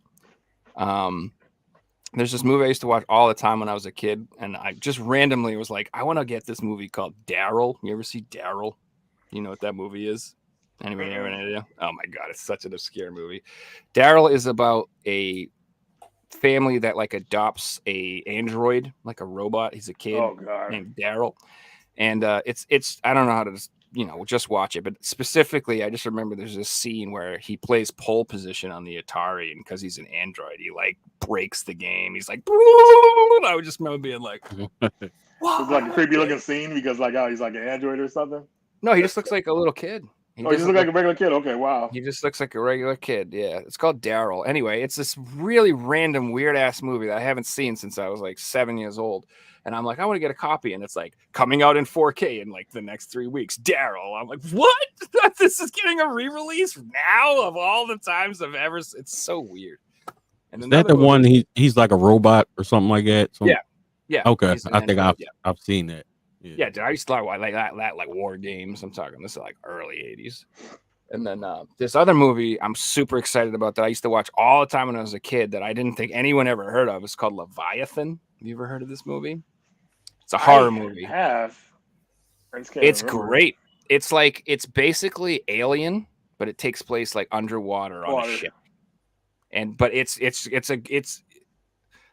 I used to love this movie. Like I have a feeling I'm gonna watch it and be like, ooh, this isn't as good as I thought it was. But I loved it back then, and that also is getting a 4K release. I'm super excited. I'm gonna grab that too. But I recommend that one. Graphic to be releasing new things too. If you like Alien, check out Leviathan. It's pretty much the same concept. They're trapped on a little ship getting killed by a big monster. Wait, Leviathan, is that the one with the freaking the dude from RoboCop? I think so. The main guy from RoboCop? Oh my god, I remember if it's the same movie, I remember the ending is the most memorable part of that movie too, man, because the lady, her name Megan, I forgot oh my god, I'm forgetting the name. But anyways, the lady, there's a lady in that movie that got them all set up on there, like why they were stuck underwater. She's the reason why they're stuck underwater. And towards the end of the movie, she walks up like she helped them get saved. And Peter Weller's his name, the guy that I'm talking about, and he punches her and knocks her out. And it's so iconic, man. You couldn't have anything like an ending like that today because all these people would come out like complaining a man hit a woman. But it was a punch, dude. Like she was knocked out. It was so funny how it looks. And I think it's the right movie because I'm gonna look it up right now. But yeah, sorry, I just had to throw that in there, man. That's why I loved it. I love the. So it's the right movie. Okay, cool. I don't know. I don't remember. Dude. I don't remember. I think it is, man. Let me look it up, man. But yeah, cool. You have an amazing memory, bro. So. Oh yeah, I remember movies, man. Like certain I moments. just remember I enjoyed a movie. I don't remember what happened in it.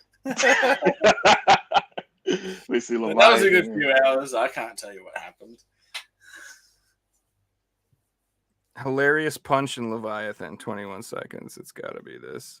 Yes, and it is the guy from RoboCop. Dude, yes, you are 100% correct about everything. Watch that clip right now while we're doing this, and you'll see what I'm talking about. It's so freaking funny. Man, and that's how the movie ended. It ended like that. Like he was. Yeah. You see it? So he's walking. He's walking. Did I miss it? Oh shit. I think he already hit her. Yeah, I'm gonna go back. But when he walked away like that whole night, it went to the credits, and that's how the movie ended. Yep, here we go. Yeah. Hey, how you doing? Dude,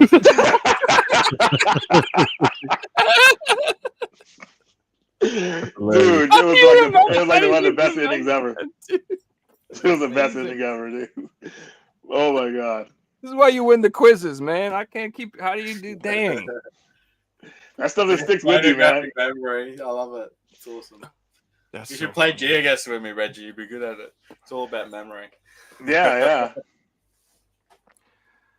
Oh man.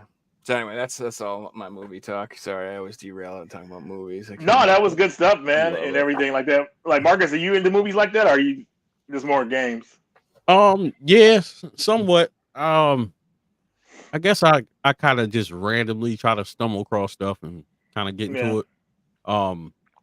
I've been kind of wanting to get into collecting DVDs. I think I'm definitely going to start doing it more so now, because they're pretty cheap in like the thrift stores and stuff like that. Like our thrift stores out here aren't really great on video games, right? But pretty plentiful as far as DVDs. So I definitely been looking for like some of the complete sets. Like for stuff where it might be $1 or whatever. Like my local what do you call it? Dollar store had like DVDs for $1 and some Blu-rays. I was like, wow, dude. Let's go ahead and pick a couple of these up. Pick them while you can, because like I said, once they're gone, that's when people start to care. Nobody, just like the games, nobody cares now. But as soon as it's like hard to get, and then it's just streaming, all of a sudden there's a demand. And then all of a sudden, once people realize the prices are going up, then all the speculators will get in there and be like, "Oh, this DVD is worth this much," and it'll be a very similar thing that happens to games. Exactly. I really do think so. Yeah, just like a GameStop when they clear a series of games, like when the PS3 was going out, and when it sold out finally, everybody all of a sudden wanted it. Mm-hmm. Like what? Exactly. So weird how things work. People are funny. So Disney just the thing that no one talks about. Disney just announced they're shutting down their DVD service completely. So if you want a little hint, I guarantee you Disney Blu-rays are going to go up in value, especially because there's a lot of people like me who really like some old Disney movies who really don't want to give money to Disney through Disney Plus. Like, I do not want to sign up for them. I do not want to give current Disney any money because I want to watch something I liked 30 years ago. I will buy the DVD. You guys can go to hell. I do not like any of the stuff they're making. I don't want them to have any money on my money. Go to hell. Like, screw that. We'll go into the filthy resellers. They destroyed Star Wars. They'll never get any of my money. They can go to hell. They ruined Star Wars. I will never forgive them. Forget them. I'm not giving them any money to the They day. shouldn't have ever had Star Wars in the first place, let's be honest. Dude. Okay, well, I don't want to go off on another 20-minute tangent, but all the people who gave George Lucas shit about the prequels are the reason that we got the Disney Star Wars. So I hope you all are happy with yourselves. You guys all gave him hell, and the prequels had a lot of trash. There was a lot of problems with them. I'm not going to be they were, but they look amazing now. They look freaking phenomenal now. Hell yeah, dude. I mean, I just rewatched them and they're still not that great. I'm not a huge prequel guy. I'm just like, ugh. Revenge of the Sith is awesome. The other two, like Phantom Menace, is like literally almost unwatchable to me. For me, it's like unwatchable. The second one isn't bad, but it's like completely forgettable, like immemorable. Like everybody, like, what happens in the second one? Everyone's like, I don't even remember. I don't know. Fucking Dooku or some shit. Like, I don't remember. Like, it's you. Is that Attack of the Clones? Yeah. Attack of the Clones? Yeah. And it's a lot of stuff that happened. It was a decent movie, but I only remember Revenge of the Sith and the end of Phantom Menace because Dark Maul came out, and Jar Jar Binks was the one that made that. Binks I liked. He made the movie annoying as heck, dude. I remember I fell asleep because I was like, dude, this dude, come on. See, it was either you liked him or he was annoying. There wasn't an in between with a character like that. Right, between Jar Jar Binks and that little kid who is just the worst actor I've ever seen in my life. Like, I just like, he's like, gee golly, guys, we lose. It's just like, oh my goodness, like, it was just bad. And Hayden Christensen's acting is not good either. He's just bad. Then again, the writing was really lame too. Like, so I don't know. Again, it has some problems, but anyway, that's the whole point. I really feel like everybody made his life so miserable and made him feel like he sucked for making those movies that he was like, fine, I'll show you. I'll let someone else make them. And now they see. You want to see if you guys, everybody thinks they can do it better than me? Go ahead, guys. Go ahead. I'll let Disney do it. And like, look what happens. And like, oh man, ruined. So yeah. Anyway, that's why I'm not back to Disney DVDs. All that a night. No, let's rant about movies for another hour. Marcus, thanks so much for coming on and joining us. Thank you so much, guys. It was a pleasure and an honor. Really appreciate it. Yeah. And definitely go over to Marcus's channel, guys, and hit that sub button and follow the journey of a full Wii set, which is hopefully ending up this year. So that should be pretty exciting. Absolutely. Cool. Please do. Reggie, thanks for coming on again, my man. Yeah, of course, man. As always. Well, have a good night, everyone. And we'll see you guys on Sunday for another one. Peace. Yeah, everybody. Yeah.